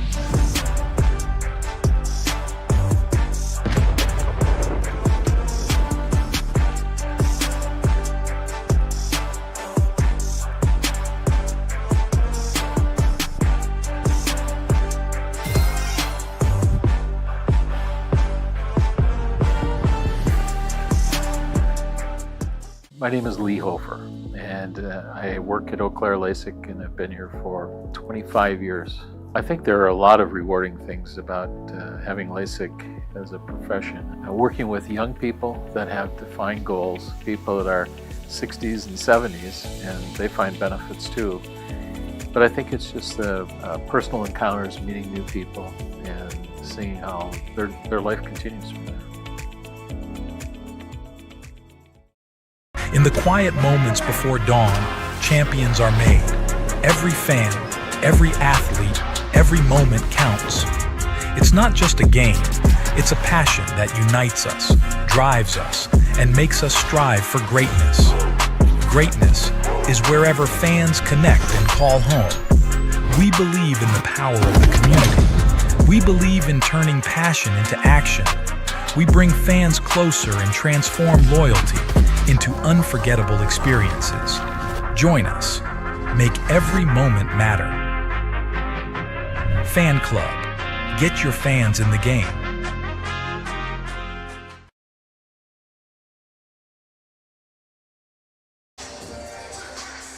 Win number 1 in the book for the Hot Springs Wiseguys. They defeat the Eau Claire Axemen 38-24. What a game it was by Darren Levitt. 6 touchdown passes and the win. Really a good first showing for Hot Springs. Yeah, I'll tell you what, man. They came out in the second half and did what we talked about doing. They really put the hammer to them and got this victory. You know, at no point did it look as if Eau Claire was going to take this game over. You know, I think Hot Springs came out and did a very good job of being consistent and doing what they have to do to win the game. We talked about it in the halftime show. You got to come out. You got to keep the pressure on them. You got to do it. That's exactly what they did. Heck of a game also by Aaron Dilworth, the wide receiver number 1. Those 2 amazing touchdown catches, and they weren't just touchdown catches. They were really impressive ones too. He's going to feel that 10 years from now. I mean, some of the acrobatic catches he was making was really unbelievable, man. But again, I keep saying this: these kids are all in for this league and for this Hot Springs team, and it's really a pleasure to watch them play. Well, let's check out the highlights while we're at it from this inaugural game between the Wiseguys and the Axemen. Starting off, we start with a beautiful catch. We're going to, What's that on your shirt? Oh, yeah, that's a snag. One-handed grab by Aaron Dilworth. Take the helmet off and celebrate. What a catch from him. That was one of 2 amazing catches he had today. Just short of the goal line for Terrell Brown, but he would redeem himself later. This one's going to be a quick pitch out to Lou Dorsey. His lone reception touchdown of the game, but then Eau Claire comes back. Kobe Gatson to Boom Williams for a touchdown. See that instant replay extension. Then a big hit. That's what you get in the Arena League. Helmet pops off. A.J. Brown Jr. delivers the blow. Then Terrell Brown, he gets his touchdown back. He was short the first time. Not this time. Another great catch by Aaron Dilworth. Just pinning it against the wall. That was a nice one, too. Unreal. Just a beautiful catch. See it one more time. That's a touchdown. Don't need any more eyes on it. I mean, we just keep watching it because it's such a good highlight. And we're going to see another touchdown. This one from Terrell Brown. That was his 2nd touchdown grab of the day. Hot Springs holds on after halftime. Spike that one for good measure. How about this one? Loft it up and catch it, flipping over the wall. Aaron Dilworth, that a boy. After that, he would run around the arena. He was taking victory laps, giving everyone high fives. So he was pumped up for that one. I was like, where is he? Where is he? We were looking out. We were in the box, and we had to turn around because he was behind us. I remember when I had all that energy, boy. That was that was fun to see, but can't be duplicated, that's for sure. And we saw a lot of passion from the other side, too. We saw a lot of that running game really working for them. We saw Aaron Dawson run it a couple times. Patrick McSweeney had a really underrated game at tight end. I think he chipped in a receiving touchdown. And really, from the head coach, Tay Brooks, you could see him out there, the passion. He was yelling at those boys. I tell you what, man, he had fire in his eyes, man. And he was speaking some truth to those young cats, man, trying to get them going. And look, this team is going to be tough, man. If they can get ahead in a football game and then be able to implement that running game, it's going to be very, very difficult because you're going to run time off the clock. You're going to beat up the defense. It's going to be really tough. But they've got to get a lead in the game if they're going to run that type of offense. Boom Williams, the running back receiver combo, was the most productive on offense. 2 touchdowns for him. Sinquay Grant was the most productive on defense. He was pretty much a lockdown defender all game. A lot of touchdown passes, 6 touchdown passes for the Wiseguys. They weren't getting any on Grant, not on him at all. But he did an incredible job. You know, I think a lot of these kids, man, you know, they're dedicated to making this thing happen for themselves, and they're all off to a great start. Rath Carter Jr. also a big defensive playmaker for the Wiseguys. There was a couple of those plays when the blitz just worked just right. Just get right in there, sack the quarterback. Happened a couple times. The pressure is big, especially when you only have one lineman blocking most of the time. I tell you what, the blitz they had and towards the end of the game there really sealed this game for them. It was a great call by the defensive coordinator, by the coach, and you know they had no clue it was coming. Backside blitz, and it just blew up the whole play. And, you know, that kind of, you know, I can't call it scouting because they hadn't seen these guys play, but that kind of play calling, even on defense, is really remarkable. So the real wise guy in this game might be the head coach, Bones exactly. making all those play calls. But let's zoom out a little bit. These are 2 new teams to the Arena League this year. Both of their first game, obviously a success for Hot Springs. Just the fan support. I mean, they already knew the chants that were going. I don't know if they were practicing before, but everyone seemed to be on the same page. Yeah, I tell you what, man, they got behind it pretty quickly. I think they were practicing before we got here. They must have been doing something, man, because they were on point. And then for Eau Claire, of course, they have not had their first home game yet, but they will up in Wisconsin. It wasn't a terrible first showing for them. I mean, they competed. These were 2 completely different football teams that we saw yesterday between Duluth and Iowa. Just tell me a little bit about the differences, because I know I can break it down, but you can break it down a little more better than I can. Yeah, you know, look, I just think that Eau Claire came out with an attitude of, we're going to beat you up. We're going to run the ball. We're going to play great defense, and we're going to beat you up that way.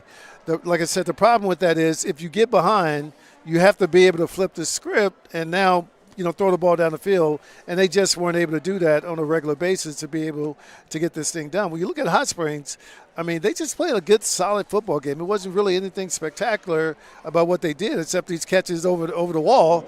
But, you know, making plays on 4th down, making plays, keeping the ball alive. And they just played a really solid football game that can, you know, take them a long way if they keep playing that way.